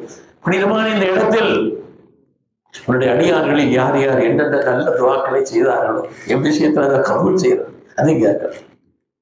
இந்த இடத்துல உன்னுடைய அடியார்களில் யார் யார் என்னென்ன நல்ல பாக்கியங்களை கேட்டார்களோ நம்ம கவனமே இல்லாம இருக்கும். அந்த விஷயம் கவனமே இல்லாம இருக்கும். ஆனா அந்த விஷயத்துல யார் யாருடைய பரிசுத்த அடியார்களில் நல்ல துவாக்களை, சிறந்த துன்யாவுக்கும் சிறந்த ஆகிரத்திற்கும் என்னென்ன காரியங்களை துவா செய்தார்களோ அதையெல்லாம் எனக்கு நீ ரொம்ப கொடு அப்படின்னு கேட்க. அரஃபாங்கிறது துஆவுடைய நாள், துஆவுடைய நேரம் மிக முக்கியமான நேரம். சடைவு இருக்கும், வெயில் இருக்கும். இந்த வருஷம் கொஞ்சம் வெயிலும் ஜாஸ்தி, அதனால வெயிலுடைய நிலைகள் இருக்கும். தேவையில்லாம வெளியிலாம் சுத்தக்கூடாது. நம்ம டென்ட்ல தான் இருக்கணும், டென்ட்ல தான் இருக்கணும், ஓதிக்கிட்டு இருக்கணும். கொஞ்சம் அலுப்பா இருந்துச்சு, சாஞ்சுக்கிறலாம், படுத்துட்டு ஓதலாம், நின்றுட்டு ஓதலாம். எப்படியோ அந்த நேரத்தை பாக்கியமா மகரிப் வரை கழிச்சோம். 9ஆம் நாள் மிக மிக முக்கியமான நாள், அரஃபாவுடைய நாள். அதனால அந்த அரஃபாவுடைய நாள்ல கொஞ்சம் கூட கவனம் இல்லாம இருந்துடக்கூடாது. தூக்க குறைவா இருக்கும், உணவுடைய குறைவு இருக்கும், சடைவு இருக்கும், பலகீனம் இருக்கும். அதையும் நம்ம கேட்கணும். அதையும் சொல்றேன், ரொம்ப பலகீனமா இருக்குது, முடியாது, என்னுடைய காரியங்கள் எனக்கு ரொம்ப ஏறாம இருக்குது, சடைவா இருக்குது, துஆ கேட்கறது கூட அனுப்பா இருக்குது, நான் என்ன செய்யறது? எனக்கு சக்தி இருக்கு, எனக்கு ஆற்றல். அதையும் அல்லாஹ்ட்ட சொல்லிடுறேன். அதையும் அல்லாஹ்ட்ட நம்முடைய இயலாமையை சொன்னா அல்லாஹ் சந்தோஷப்படணும். சல்லாசலம் தாய்ஃபில கல்லால் அடிச்சாங்க. அந்த நேரத்துல யாரை பார்த்து கல்லால் அடிக்கிறீங்க அப்படின்னு நினைச்சாங்க. அல்லாஹ் இந்த மக்களுக்கு நான் எப்படி சொல்லணும் அப்படி எனக்கு சொல்ல தெரியல, அப்படியே மன்னிச்சிருந்தேன். சல்லாசலம் எவ்வளவு உன்னதமான வார்த்தையை பயன்படுத்தினார். தன்னுடைய சொல்ல இயலாதவங்களா, ஆனாலும் தன்னுடைய இயலாமையும் தன்னுடைய பலகீனத்தையும் வெளிப்படுத்தி ரப்பினுடைய குதிரத்தை வார்த்தைகளால், எண்ணங்களால், உள்ளங்களால் வெளிப்படுத்த வேண்டிய இடம் அரஃபாவுடைய. யாராவது சாலைகள் துவா செய்துட்டு இருக்கிறாங்க, பக்கத்துல வேணும்னு ஆமீன்னு சொல்லிட்டாரு. நாம என்ன செய்யணும்? பக்கத்துல வேணும் நம்மளும் சேர்ந்து நமக்காக வேண்டி கேட்டுக்கிறோம். அதனால பலரும் அந்த இடத்துல துவா செய்யக்கூடிய இடம் தான் அரஃபாவுல. நீங்க குறிச்சு வச்சுக்கங்கன்னு சொல்றோம். இப்போ பயான் குறிக்கிறது மட்டுமில்லை, அரஃபாவுல என்ன துவா செய்யணுங்கிறத மறக்காம நீங்க குறிச்சு வச்சுக்க. நம்முடைய சொந்த விஷயங்களும் சரி, குடும்ப விஷயங்களும் சரி, சில பேர் முக்கியமா சொல்லி விட்டுருப்பாங்க, அதையெல்லாம் என்ன செய்யணும்? அவங்களை ஞாபகம் வச்சு கேட்கணும். அப்படிங்கிறத என்ன செய்யணும்? குறிச்சு வச்சுட்டு நம்ம அந்த இடத்துல கேட்கணும். சிறப்பான துன்யாவையும் கேளுங்க, சிறப்பான ஆகாரத்தையும் கேளுங்க. நான் அந்த அரஃபாவில் ரொம்ப நேரம் நிக்கிறேன். காரணம் என்னன்னு சொன்னா, அரஃபா அவ்வளவு முக்கியம். ஹஜ்ஜினுடைய மிக முக்கியமான பலம் அரஃபா. அங்கிருந்து இந்த காரியங்களை எல்லாம் செய்து முடிச்சுட்டு மகரிபோடு அங்கிருந்து பெறப்படாது. அன்னைக்குள்ள சட்டம் என்னன்னு சொன்னா, மகரிபு வக்து வந்தாலும் அரஃபால தொடக்கூடாது. 9ஆம் நாள் ஞாபகம் வச்சுக்கோங்க. 9ஆம் நாள் மகரிபுடைய வக்து வந்தாலும் கூட நம்ம என்ன செய்யக்கூடாது? மகரிப் அங்க தொடக்கூடாது. அரஃபால உள்ள மஸ்ஜித் நபிராவில கூட மகரிப் ஜமாத் நடக்காது. அங்க வருஷத்திலேயே நடக்கிறது 2 ஜமாத் தான். ஒண்ணு நுகருடைய நேரத்துல நுகரை எசரை சேர்த்து ஜம்மு செய்து தொழுவாங்க, அவ்வளவுதான். வேற எந்த ஜமாத்தும் கிடையாது. அதுக்குன்னு ஒரு பள்ளி, பிரம்மாண்டமான மஸ்ஜித் நபிரா. அங்க ஜமாத்து நடக்கிறதே 2 தான். மற்ற நேரத்துல ஆட்கள் என்ன செய்வாங்க? அவங்க வந்து தனியாக தொழுவாங்களே தவிர ஜமாத்துடைய கடை மகரிப் கூட ஜமாத்து நடக்காது. நம்ம மகரிபுடைய வக்து வந்தாலும் கூட நாம் அங்கிருந்து என்ன செய்யணும்? பெறப்பட்டு அதுக்குள்ள முஸ்தலிஃபாவுக்கு அழைத்து வருவாங்க. முஸ்தலிஃபாவை பார்த்தாரு. முடிந்தவரை நம்முடைய பஸ்ஸில் சீக்கிரம் ஏற பார்க்கணும். முடிந்தவரை சீக்கிரமா முஸ்தலிஃபாவுக்கு வந்து சேர்றதுக்கு உண்டான முயற்சி பண்ணணும். அதுக்காக கேட்டுக்கிறோம். முந்திலாம் வந்து ரொம்ப நேரம் ஆகும் முஸ்தலிஃபாவில் வந்து சேர்றது. இப்புள்ள நிலைகள் என்னன்னா, சீக்கிரம் ஏத்தி கொண்டு போய் முஸ்தலிஃபாவை சீக்கிரம் ஆட்களை தட்டிட்டு அந்த பஸ் 2 திரும்ப வந்துகிட்டே இருக்குது. அதனால எவ்வளவு சீக்கிரம் முஸ்தலிஃபாவுக்கு வர முடியுமோ முஸ்தலிஃபாவை பார்த்தாரு. முஸ்தலிஃபாவுல வந்த பிறகு அப்புறம் நம்ம பஸ்ஸை பிடிச்சுக்கிட்டே இருக்கிறதுங்கிறது இருக்குது, அது கொஞ்சம் கஷ்டம். முஸ்தலிஃபாவுல இறங்கி முஸ்தலிஃபாவுடைய நடந்து போற பாதையினுடைய கடைசி மினாவுடைய தொடக்கம், அந்த பாலத்தை ஒட்டி முடிஞ்ச வரை போக முடியுமானா போய் அங்கே போய் தங்கிக்க. அதுக்கு அடுத்து அன்னைக்கு நைட்டு முஸ்தலிஃபா. அது பகல்ல அரஃபா மாதிரி, இது நைட்டு அரஃபா. முஸ்தலிஃபாங்கிறது நைட்டு அரஃபா. அதனாலதான் சல்லாசமுடைய சில துவாக்கள் அந்த எங்க கபூல் செய்யலாம்? முஸ்தலிஃபாவில் மீதி துவாக்கள்.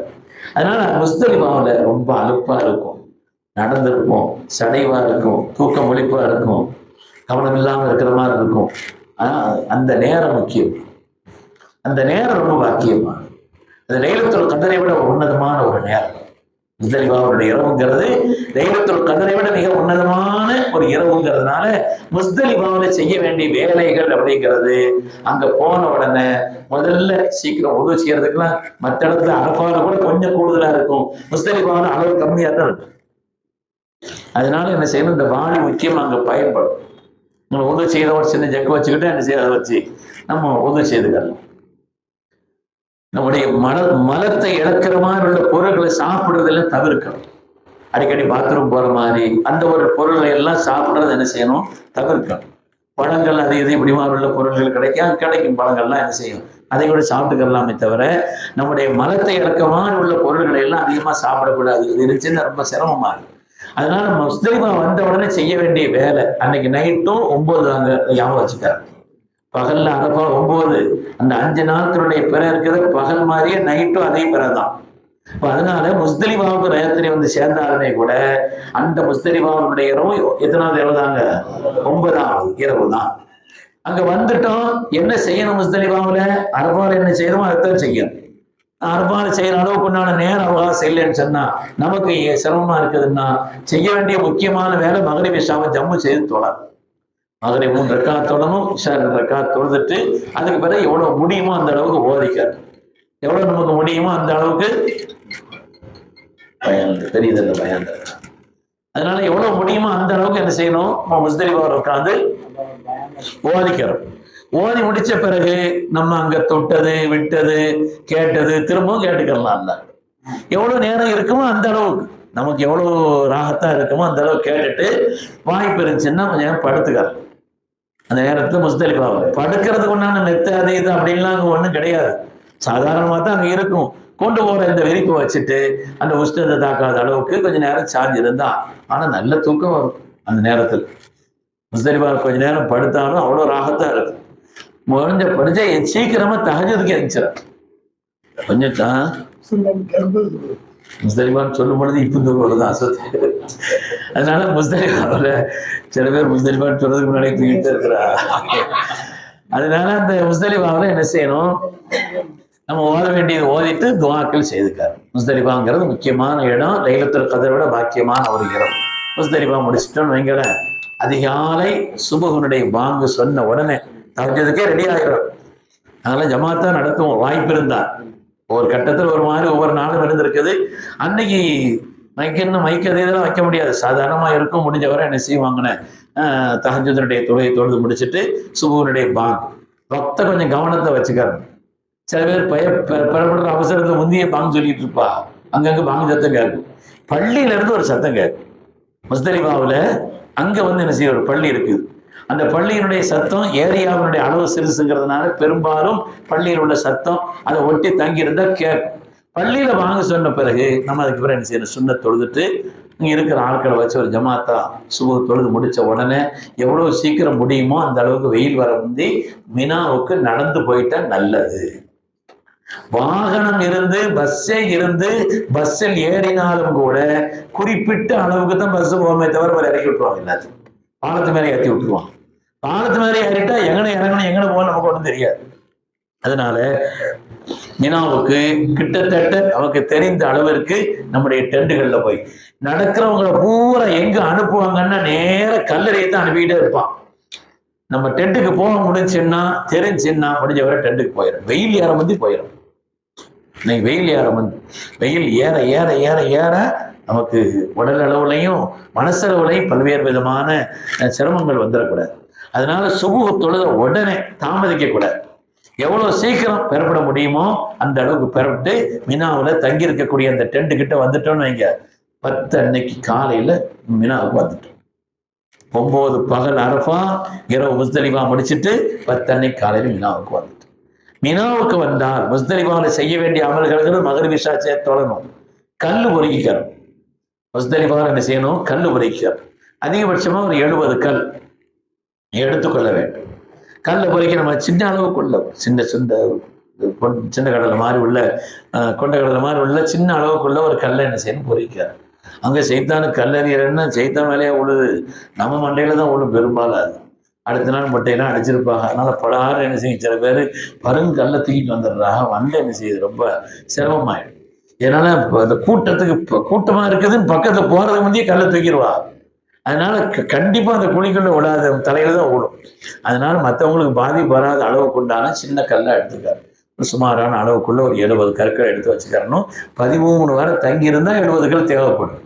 13 வாரம் தங்கல அப்படின்னு சொன்னா நமக்கு 49 கற்கள் தானா, 21 குறைச்சிக்கங்க. 49 கற்கள் போதும். 2 கூட இருந்தாலும் பிரச்சனை ஒண்ணும் இல்லை. யாராவது கல்லை காணலவேன்னு சொல்லுவா அந்த நேரத்துல, அப்படிலாம் இருக்கும். அதனால அவங்களுக்கு கல்லை கொடுத்துக்கிறோம். நம்ம இங்க ஒரு வேளை எடுக்கல, மினாவுக்கு போறோம், தங்கி இருக்கிற இடத்துக்கிட்ட அங்கே இருக்குது, அங்கனையும் கூட எடுத்துக்கிறோம். அதுவும் கூட தப்பு இல்லைன்னு எழுதுறாங்க. சரி, அங்க போயிட்டோம், மினாவுக்கு போயிட்டோம். 10ஆம் நாள் மினாவில் போனா அங்க செய்ய வேண்டிய வேலை, 10ஆம் நாள் என்ன செய்யணும் அப்படின்னு சொன்னா, முதல் வேலை கல்லடிக்கிறது. அது நம்ம கல்லடிக்கிறது காலையிலே போனா கூட்டம் வெயில் அது ஒரு பக்கம் இருக்கும். அதனால நம்ம வந்து விசாம நம்ம டென்ட்ல வந்து இருந்துட்டா நல்லது. அங்கே ஏதாவது சின்ன கடைகள்ல பக்கத்துல இதில் வாங்கி பாலது கொண்டு போறதை வச்சு சாப்பிட்டுட்டு கொஞ்ச நேரம் ஓய்வு எடுத்துக்கிட்டா நல்லது. அசருக்கு பிறகு கல்லறைக்கு போறது நல்லதுன்னு சொல்றேன். கல்லறி எப்ப இருந்து ஆரம்பிக்கலாம், காலையில சுபுகுல இருந்து நேரா போய் அப்பவே கல்லறிய ஆரம்பிக்கலாம். 10ஆம் நாள் கல்லறிவதற்குண்டான நேரம் என்பது அதிகாலை. நம்ம அங்கிருந்து சுபு தொழிற்று பெறவிட்டோம்னா அப்ப இருந்து கல்லறிய ஆரம்பிக்கலாம். கல்லறிய ஆரம்பிச்சா நைட்டு வரை எரியலாம். நைட்டினுடைய இரவு நேரங்கள்ல கூட எரியலாம், அந்த அளவுக்கு நேரம் இருக்குது.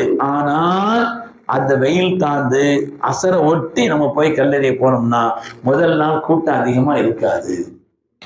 முதல் நாள் கல்லெறிகிற இடத்துல 2வது நாளோடும் அதற்கு அடுத்த நாட்களோடும் ஒப்பிடும் பொழுது கூட்டம் இருக்காது. கூட்டம் இருக்காங்க, கூட்டம் இருக்குங்கிற விட 2வது நாள் அதுக்கு அடுத்த நாள் ஒப்பிடும் பொழுது அன்னைக்கு சாதாரணமா பக்கத்துல போய் நின்று கல்லடிக்கிறோம். ஏன்னா கல்லடிக்கிறது காலையில இருந்து சுபூர்ல இருந்து ஆரம்பிக்குதுங்கிற காரணத்தினால்.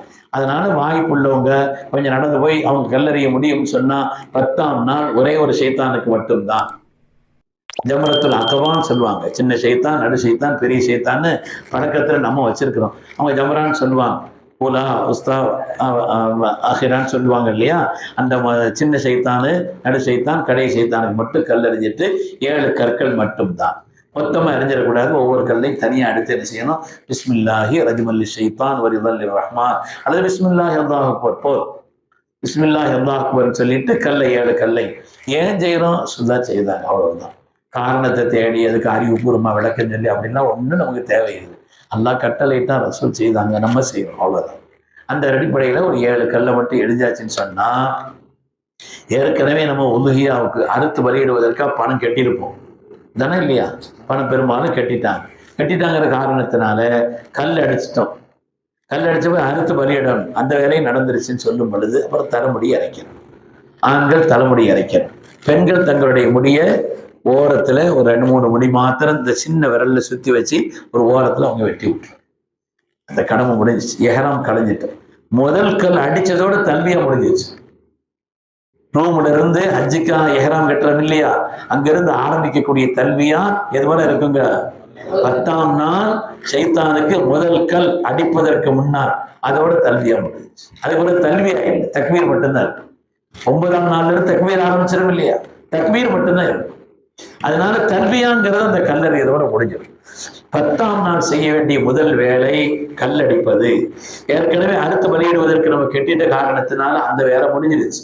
அதுக்கு பிறகு ஏறாம களைஞ்சி நார்மல் ட்ரெஸ் தான் தலைமுடி இறக்கணும். அதை என்ன செய்யணும், யார் கொஞ்சம் நல்ல பெண்களுக்கு பிரச்சனை இல்லை, அவங்க என்ன செய்வாங்க, லேசா அதை வெட்டி விட்டுருவாங்க.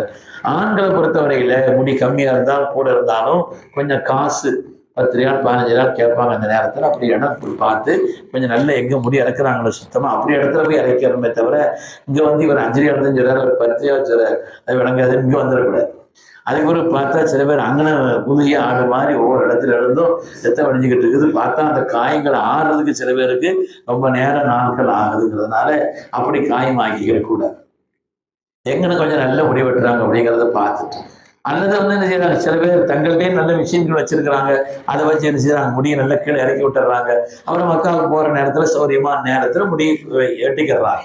அப்படி உள்ள ஒரு நிலையும் இருக்குது. ஆக முடியை குறைக்க அல்லது முழுமையாக என்ன செய்யணும், அது நல்லது. முழுமையாக வந்து முடி அகற்றுறது தான் நல்லது. எல்லாரும் என்ன செய்யற, பெரிய பெரிய ஆட்கள்லாம் பார்த்து ஒரு பக்கத்துல ஏர் ராமான் உட்காந்து இந்த சடமுடியோட வந்தாப்புல, அது பார்த்த மினாவில் அப்படி இருந்தாப்புல. அடுத்த நாள் அரபா முடிஞ்சு திருப்பி மினாவுக்கு வந்து பார்த்தோம். முதல் நாள் 8ஆம் நாள் சடமுடியோட பார்த்தோம். 10ஆம் நாள் பார்த்தாச்சுன்னா முடி இறக்கி அவ்வளவு ஒத்தையா அடையாளம் தெரியாத அளவுக்கு இருக்கு. இப்படிதான் இந்த அல்லாவுக்காக நம்ம என்ன செய்யறோம். சில பேர் வந்து இதுல கொண்டு போய் உயிரை வச்சிருக்கிறா, அப்படி என்ன செய்யறது, இந்த மயிரில் கொண்டு முடியில கொண்டு போய் என்ன செய்யறா, மொத்தத்தையும் வச்சிருக்கிறா. முடி இறக்கணும், குறைச்சா பெற்றாதான் முடி இறக்கலாம், சரி கண்டிப்பா இறக்கணும் அப்படின்னு ஒரே திரும்ப திரும்ப ஏதாவது மாற்றி பத்துவா வந்துடாதாங்கிறதுக்காக வேண்டி ரொம்ப பெரிய முயற்சிகள்லாம் சில பேர் பண்ணுவாங்க. முடிஞ்ச வரை முடி இறக்கிறது அல்லாவுக்காக. நம்ம எனக்கு ரப்புக்கு என்ன முடியத்தானே கொடுக்கணும் அல்லா சொன்னாங்கிறதுக்காக. அதனால முடி இறக்கி முடிச்ச உடனே அதுக்கப்புறம் ஏறாம கலைஞ்சிடும். நார்மல் ட்ரெஸ்ஸுக்கு நம்ம வந்துடணும். அந்த நேரத்தில் நறுமணங்கள் பூசலாம், மற்ற எல்லாத்தையும் செய்யலாம். நார்மல் ட்ரெஸ்ஸில் வந்தாலும் கூட எஹ்ராமினுடைய எந்த தடையும் இல்லை, ஒரே ஒரு தடையை தவிர. எஹ்ராமினுடைய ஒரே ஒரு தடை இருக்கும். நார்மல் ட்ரெஸ்ஸுக்கு வந்தாலும் கூட ஈடு கூடுவதோ அது தொடர்பான பேச்சுக்களை பேசுவதோ கூடாது. சரி, நார்மல் ட்ரெஸ்ஸுக்கு தான் வந்துட்டோமே, மக்காவுக்கு என்ன செய்யறோம், அசிசியாவுக்கு போறோம், ரூம்ல இருக்கோம், ஒத்துரும் இல்லை அப்படின்னு இந்த வேலை ஏதாவது நடக்கக்கூடாது. நடக்கிறத சொல்றேன் நான், வேற ஒண்ணும் இல்லை. அந்த நேரத்துல என்ன செய்யக்கூடாது, அது நார்மல் ட்ரெஸ்ஸில் நாம் ஆகிவிட்டாலும் கூட நாம கடைசி அந்த முடிகிற வரை கல்லெறிஞ்சு அந்த எஹ்ராம் அந்த கடைசியா 12ஆம் நாளா அது முடிகிற வரை இந்த சேட்டையை வேலையை வச்சுக்கிற கூடாது. அதனால எஹ்ராமினுடைய நிலையை கலைந்து விட்டாலும் கூட எஹ்ராம் தொடர்பான தடைகள் எல்லாம் நீங்கி விட்டது. எஹ்ராம் தொடர்பான எல்லா தடையும் நீங்கிருச்சு, இந்த ஒரு தடையை தவிர. நம்ம நீங்கிருச்சுன்னு எல்லாம் நீங்க நார்மல் ட்ரெஸ்ஸா வந்துட்டோமேங்கிறதுக்காக வேண்டி அப்படி நறுமணம் பூசலாம், மற்ற என்ன செய்யலாம், மற்ற முடி களைவதற்கு உண்டான வேலை, மற்ற எல்லாம் அனுமதி தான். இந்த நேரத்துல தலையை மறைக்க கூடாது, எஹ்ராம்ல இருந்துருதா இப்ப மறைச்சுக்கலாம், ஒன்றும் பிரச்சனை இல்லை. அதனால மற்ற எல்லாம் அனுமதி, இந்த ஒண்ணு தவிர. எல்லாத்தையும் சொல்லுவாங்க எஹ்ராம் கலைஞ்சிட்டோம்னு அதுல கவனம் மாத்திரக்கூடாதுங்கிறதுக்காக நான் சொல்கிறேன். வீடு கூடுதல் மாத்திரமல்ல, அது தொடர்பான பேச்சுக்களையும் பேசக்கூடாது. அதனால அதை கவனத்துல வச்சுக்கிறணும். நம்ம அதுக்கு பிறகு மினாவில் தான் இருப்போம். மினாவில் செய்ய வேண்டிய 3வது வேலை கல்லடிக்கணும், அடுத்து பலியிடணும், அதுக்கடுத்து நம்முடைய எஹ்ராம கலைஞ்சு நார்மல் ட்ரெஸ்ல வந்துட்டோம். 4வதாக ஃபர்லான தவாஃப் செய்யணும். ஃபர்லான தவாஃப் கல்லடித்த பிறகு அதுக்கு பிறகு நாம் 12ஆம் நாள் அசருக்குள்ள தவாஃப் செய்யணும். முடிஞ்ச வரை 12ஆம் நாள் அசருக்குள்ள மக்கால போய், அது ஃபர்லான தவாஃப், சாதாரணமானது அல்ல, ஏதோ ஒரு தவாஃப்ங்கிறது அல்ல. தவாஃபுல் இஃபாதா அது பேர். அது ஃபர்லான ஹஜ்ஜினுடைய ஃபர்லான தவாஃபை நிறைவேற்றுகிறேன் என்று சொல்லி நாம் அங்க போய் என்ன செய்யணும், ஃபர்லான தவாஃபை நிறைவேற்ற. இதை எப்போ போகணும், போக வேண்டிய நேரம்ங்கிறது 10ஆம் நாள் கல்லடித்து எஹ்ராமை களைவு நார்மல் ட்ரெஸ்ல இருந்து போகலாம். சில பேருக்கு என்ன செய்யறாங்கன்னு கல் அடிச்சிட்டு அன்னைக்கு அவங்களுக்கு பெருநாள் இல்லையா, நமக்கு பெருநாளும் கிடையாது, ஜும்மாவும் கிடையாது. நமக்கு அந்த நாட்கள்ல மினாவுல முஸ்தலிஃபாவுல அரஃபால இருக்கக்கூடிய அந்த நாட்கள்ல ஜும்மா வந்தா நமக்கு ஜும்மாவும் கிடையாது, பெருநாளும் கிடையாது. பெருநாள் தொழுகை அது இது. சில பேர் அந்த சேட்டையும் பண்றாங்க. 5-6 துணியை கட்டில அடுக்கி வச்சுக்கிட்டு ஒரு மாதிரி சொத்துப்பாலாம் ஒதுக்கிட்டு இந்த சேட்டையெல்லாம் பண்ணக்கூடாது. அங்க நமக்கு ஜும்மாவோ அது மாதிரி பெருநாள் தொழுகை எதுவும் அங்க இல்லை. மக்காலவே இங்க தொழுகிறத விட அஃபலான தொழுகை எங்க இருக்கிறது தாங்க, மினாவுல தான். அல்லாஹ் ரசூல் சொல்ல கேட்கறது தான் முக்கியமே தவிர நமக்கு இல்ல மக்கால தொழுதா 1 லட்சம் மினால அதை விட கூட. இப்போ இந்த ஹஜ்ஜினுடைய நாட்களுக்கு ரசூலுக்கு தங்கி இருந்தாங்க, அவ்வளவுதான். சொன்னதுக்காண்டி செய்யறது தான், கட்டுப்படுறதுதான் மார்க்கம். அதனால மினாவுல தங்கி இருக்கிறோம், தவாஃபுக்காண்டி போவோம். இது 10ஆம் நாள் ஆரம்பத்துல கல்லடிஞ்ச பிறகு இருந்து நம்ம போலாம். 12ஆம் நாள் அசர் வரை அதுக்குள்ள செய்து முடிக்கலாம். ஆனால் அந்த கல்லடிப்பதற்குண்டான நேரமாக நாம ஆக்கிக் கொள்வது ஒரு நல்லது. ஒரு நேரத்தை சொன்னேன், அது கண்டிப்புன்னு சொல்லல, நம்ம சௌரியத்துக்காக ஒரு நேரத்தை நான் சொன்னேன். 10ஆம் நாள் முடிந்தவரை அன்னைக்கு தவாஃபுக்கு போகாம இருக்கிறது நல்லது. அன்னைக்கு வந்தோமா கல்லடிச்சுட்டு வந்தோமா நல்ல ராகத்தா நம்ம டென்ட் அன்னைக்கு அவ்வளவு சோகமா இருக்கும். போயிட்டு வந்த பிறகு மதியம் என்ன டென்ட்டை பார்த்தா அவ்வளவு ஒரு உயர்ந்ததா தெரியும் நமக்கு. ராகத்தா அன்னைக்கு எடுத்துறோம். அன்னைக்கு படுக்கணும், ராத்திரி தொடரணும், தஹஜ்ஜுத் தொடரணும், மற்ற வேலைகள் இருக்கணும். அடுத்த நாள் கல்லடிக்க வேண்டும். அடுத்த நாள் எத்தனை நாளுங்க, 11ஆம் நாள். மினாவுல வேற வேலையே கிடையாது, கல்லடிக்கிறதுல முக்கியமான வேலைகள் கிடையாது. 11ஆம் நாளும் கல்லடிக்கணும். ஆனா 8 அன்னைக்கு மினாவுல இருக்கிறவங்க எல்லாரும் ரொம்ப அமைதியா அதமா இருக்குது, பக்தியோட இருப்பாங்க. கல்லடிச்சிட்டு இந்த 10ஆம் நாள் வந்த உடனே ஒரு தனி உற்சாகம். அங்க பூரா வழியை திறந்து விட்டுருவாங்க. அங்க இருக்கிறவங்க அந்த பூரா துணியா பூரா அங்க வந்து சேர்ந்தது. சொந்தக்காரங்க தெரிஞ்சவங்க போனவங்க சேர்ந்து பார்த்தீங்கன்னா இன்னைக்கு அங்கதான் ஆரம்பிச்சிருவாங்க. இன்னைக்கு அதுல அப்படி போட்டிருக்க ஒரு செய்தியை நம்ம கவனம் செலுத்த வேண்டியது. முடிஞ்சவரை நம்ம என்ன செய்யணும், அந்த நாட்கள்ல அந்த விவாதத்துல கவனம் செலுத்திக்கிறோம், அவ்வளவுதான். 11ஆம் நாள் கல்லடிக்கணும். கல்லடிக்கிறதுங்கிறது 11ஆம் நாள் கல்லடிக்கும் நேரம் தொடங்குவது உச்சி சாஞ்ச பிறகு. நேரம் தொடங்குது. இப்ப காலையிலே பெரும் கூட்டம் காலையிலே கல்லடிக்க போறாங்க. காலையிலே என்ன செய்யறாங்க, சில மத்துவாக்கள் கூட்டத்தினுடைய நிலைப்பாடு நெருக்கடி காரணத்தினால காலையில் அடிக்கலாம்னு சொல்லி சவுதி உலமாக்கள் ஒத்துவா கொடுத்துருக்காங்க. அதனால பல பேர் என்ன செய்யறாங்க, காலையிலே போறாங்க. அவங்க போறது நல்லது, நம்ம கொஞ்சம் கூட்டம் கம்மியா இருக்கு. அதனால அப்படி போய் கல்லடிக்க போயிடுவாங்க. அசல் அடிக்க வேண்டிய நேரம் அதனுடைய தொடக்கம் எப்ப நாங்க 11ஆம் நாள் உச்சி சாஞ்ச பிறகு. நம்ம ஒரு அசல் நேரத்துல போனோம், கல்லடிச்சுட்டு என்ன செய்தோம் வந்துட்டோம்னு சொன்னா நல்லது. அசரோட போய் கல்லடிச்சுட்டு வந்தோம். தவாஃபுக்காக பரதான தவாஃபுக்காக போறதுங்கிறது மினாவுலையும் தங்கணும், கல்லடிக்கவும் செய்யணும், மக்காவுக்கும் போகணும், தவாஃப் செய்யணும், இதெல்லாம் இருக்குது இல்லையா. அதனால அந்த 11ஆம் நாள் கல்லடிச்சுட்டு இருந்துட்டு நாம மகரிப் தொழுதுட்டு இஷா தொழுதுட்டு சாப்பிட்டுட்டு கொஞ்ச நேரம் கழியணும். 3 1 பகுதி தங்கி விட்டார் மினால மூன்ற ஒரு பகுதி ராத்திரி தங்கிட்டோம்னா மினால தங்கின அந்த சட்டம் தீர்ந்தது. அதனால ராத்திரி ஒரு 10 மணிக்கு நம்ம பெறப்படுறோம்னு வைங்க, மினா விட்டு வெளியே போறதுக்கே 11:30 ஆயிரும், 12 ஆயிரும். அப்ப இரவனுடைய பெரும் பகுதி மினாவில் கழிஞ்சிடும். அதுக்கு பிறகு நம்ம என்ன செய்யறோம், இறந்த நேரம் மக்காவுக்கு ஒரு வண்டி பிடிச்சி, வண்டிலாம் அங்கே சாதாரணமா வராது, கொஞ்சம் தள்ளி அங்கே அல்லது கொஞ்சம் நடந்து அப்படி ஏதாவது போய் என்ன செய்யணும், அது ஒரு வண்டி பிடிச்சி மக்காவுக்கு போயிட்டோம்னு வைங்க. மக்காவுக்கு போய் பரதான தவாபையும் வாஜிபான சகையையும் நிறைவேற்ற வேண்டும். இந்த தவாபையும் சகையையும் செய்யும் பொழுது எஹ்ராம்ல இருக்க மாட்டோம், எதிர்தான் இருப்போங்க, நார்மல் ட்ரெஸ்ல தான் இருக்கும். அதனால நார்மல் ட்ரெஸ் தான் இருப்போம்னா சகை செய்ய முடிச்ச உடனே சாதாரணமா தலைமுடியா இருக்குமோ, அந்த வேலையும் இப்ப இல்லை, ஏற்கனவே தலைமுடியா இறக்கியாச்சு. இப்ப நார்மல் ட்ரெஸ். மற்ற நேரத்துல எல்லாம் ஹரம்ல எஹ்ராம் ட்ரெஸ் இருந்தா தான் உள்ள விடுவாங்க. இப்போ இந்த நார்மல் ட்ரெஸ்ல போனா தான் விடுவாங்க. இந்த நார்மல் ட்ரெஸ்ல போனா தான் என்ன செய்வாங்க, அந்த நேரத்துல கூட்டத்தை ஓரளவு கட்டுப்படுத்தி கொஞ்சம் விடுவாங்க. இரவு நேரம் தான் நமக்கு போறது கொஞ்சம் ஃப்ரீயா இருக்கும். பகல்ல என்ன செய்வாங்க, கூட்டம் அங்க கூடிடுச்சுன்னா தடுப்பாங்க. இரவு நேரம் அப்படின்னா ஓரளவு போனோம், இரவு நேரம் வெயிலுடைய தாக்கம் இதெல்லாம் இருக்காது. இங்க 10-11 மணி வரை எனக்கு கழிஞ்சிருச்சுன்னு சொன்னா அதுக்கு பிறகு நம்ம அக்காவுக்கு போய் நம்ம தஹஜ்ஜுத் பாம்பு சொல்றதுக்கு முன்னையே தவாஃபை சாயை முடிச்சிடணும். கூட்டம் ஜாஸ்தியாக தான் இருக்கும், கூட்டம் இருக்கதான் செய்யும். ஆனா தவாஃபையும் சாயையும் முடித்து விட்டு எவ்வளவு சீக்கிரம் முடியுமோ அந்த அளவுக்கு வினாவுக்கு வந்துடும். இல்ல நம்ம தங்கிற ரூமுக்கு போறதுக்கு உண்டான வாய்ப்பு வசதி இருக்குதுன்னு சொன்னா அங்க இருந்து தங்கிற ரூமுக்கு போய் அங்கே போய் குளிச்சுட்டு ட்ரெஸ் எல்லாம் வைக்க வேண்டியதை வச்சுட்டு ஏதாவது சாப்பிடுறது கூட ஆக்கி எடுத்துட்டு அதுக்கு பிறகு வினாவுக்கு வர்றது தெரியும் நமக்கு அப்படின்னு சொன்னா தெரிஞ்சவங்களா இருந்தா அப்படி ஆட்கள் யாரா இருந்தா அப்படி செய்யலாமே தவிர இல்லைன்னு சொன்னா மினா டெட்டுக்கு சீக்கிரம் வந்துடுறது. 11ஆம் நாள் அந்த இரவிலே நாம் தவாபுக்காக போயிட்டு திருப்பி 12ஆம் நாள் காலையில ராத்திரி தான் அங்கே கழிஞ்சிருமே, அதிகாலையில் நமக்கு வந்துடுறோம். அன்னைக்குள்ள வேலையும் இந்த ஒரு வேலை தான். 12ஆம் நாள் கல்லடிக்கிற வேலை தான், அதுவும் உச்சி சார்ந்த பிறகு அடிக்கிறது நல்லது. 12ஆம் நாள் கல்லடித்து விட்டு அதுக்கு பிறகு நாம் என்ன செய்யலாம், போயிடலாம். 12ஆம் நாள் கல்லடிப்பதோடு ஹஜ்ஜினுடைய அமல்கள் முடிஞ்சிருச்சு. அன்னைக்கு இரவு மினாவில் தங்கிவிட்டால், அன்னைக்கு இரவு மகரிபுக்கு பிறகு மினாவில் நம்ம இருந்துட்டோம்னு சொன்னா 13ஆம் நாளும் கல்லடிக்கும். இல்ல இரவுல நம்ம இருக்கல பெரும்பாலும் பெறட்டுவாங்க. அப்படி பெறட்டுட்டோம்னு சொன்னா நம்ம கல் அடிச்சதோட நம்முடைய ஹஜ்ஜினுடைய அமல்கள்ங்கிறது அல்ஹம்துலில்லாஹ் பூரணமா அது நிறைவாகிடுச்சு. இதுல உங்களுக்கு முக்கியமா எதுவும் சந்தேகம் இருந்தா கேட்டுக்கோங்க. இன்ஷாஅல்லாஹ் கடைசியா 2 விஷயத்தை சரி முடிச்சேன். இல்லை அன்னை ஆயிஷா ரலியல்லாஹு தொடக்க நிலையில தான் இருந்தாங்க. உடைய தாய் அவங்க கவலைப்பட்டாங்க, சுருதாவோட நான் ஹஜ் செய்யறேன், இப்படி தொடக்கூட இருக்கிறது. உலகத்து மூமின்களுக்கு அந்த தாய் வழிகாட்டி ஆயிட்டான். அதனால அப்படி யாரும் இருந்தாலும் கூட சங்கடப்பட வேண்டியது இல்லைங்கிறதுக்காக ரொம்ப செய்தி ஏற்பாடு. அதனால அதை பற்றி நினைக்க வேண்டியது சொல்லாசல் 2 விஷயத்தை சொல்லியிருக்கிறான். அஃதல் ஹஜ் அல் ஹஜ் வஸ்ஸஜ், ஹஜ்ஜிலேயே சிறந்த ஹஜ்ஜி 2 ஹஜ்ஜி, 2 காரியத்தை செய்யற ஹஜ்ஜின்னு சொன்னாங்க. ஒன்று என்னன்னா அறுத்து பலியிடுவது. அதை நம்ம ஆடு கொடுக்குறோம். இஃப்ராதுன்னு ஒரு ஹஜ் இருக்குது, அதுல ஆடு கொடுக்க வேண்டியது இல்லை.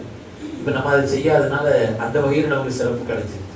2வது பிறருக்கு உபகாரமாக நடந்து கொள்ளக்கூடியது, மற்றவர்களுக்கு என்ன செய்யணும், உபகாரமா இருக்கிறது. அது ஹஜ்ஜில் ரொம்ப முக்கியமானதுன்னு சொல்லி சொன்னாங்க. அதனால முடிஞ்சவரை நம்ம என்ன செய்யணும், மற்றவங்களுக்கு எந்த அளவு உபகாரமா நம்மளுடைய சக்திக்கு உட்பட்டு இருக்க முடியுமோ அந்த அளவு. சில பேருக்கு தண்ணி தேவைப்படும், சில பேருக்கு என்ன செய்யணும், அவங்களுக்கு ஒரு சில என்னென்ன தேவைகள் இருக்குதோ அதை அனுசரிப்பதில் கவனம் செலுத்த. நம்ம சுயநலத்துங்கிறத விட பொது கண்ணோட்டத்தோடு இருந்தோம்னு சொன்னா அந்த ஹஜ் சீக்கிரம் படுத்துகிற கபூரியத்தை பெறும் அப்படிங்கிறதும் ரசூலுடைய ஒரு வழிகாட்டு.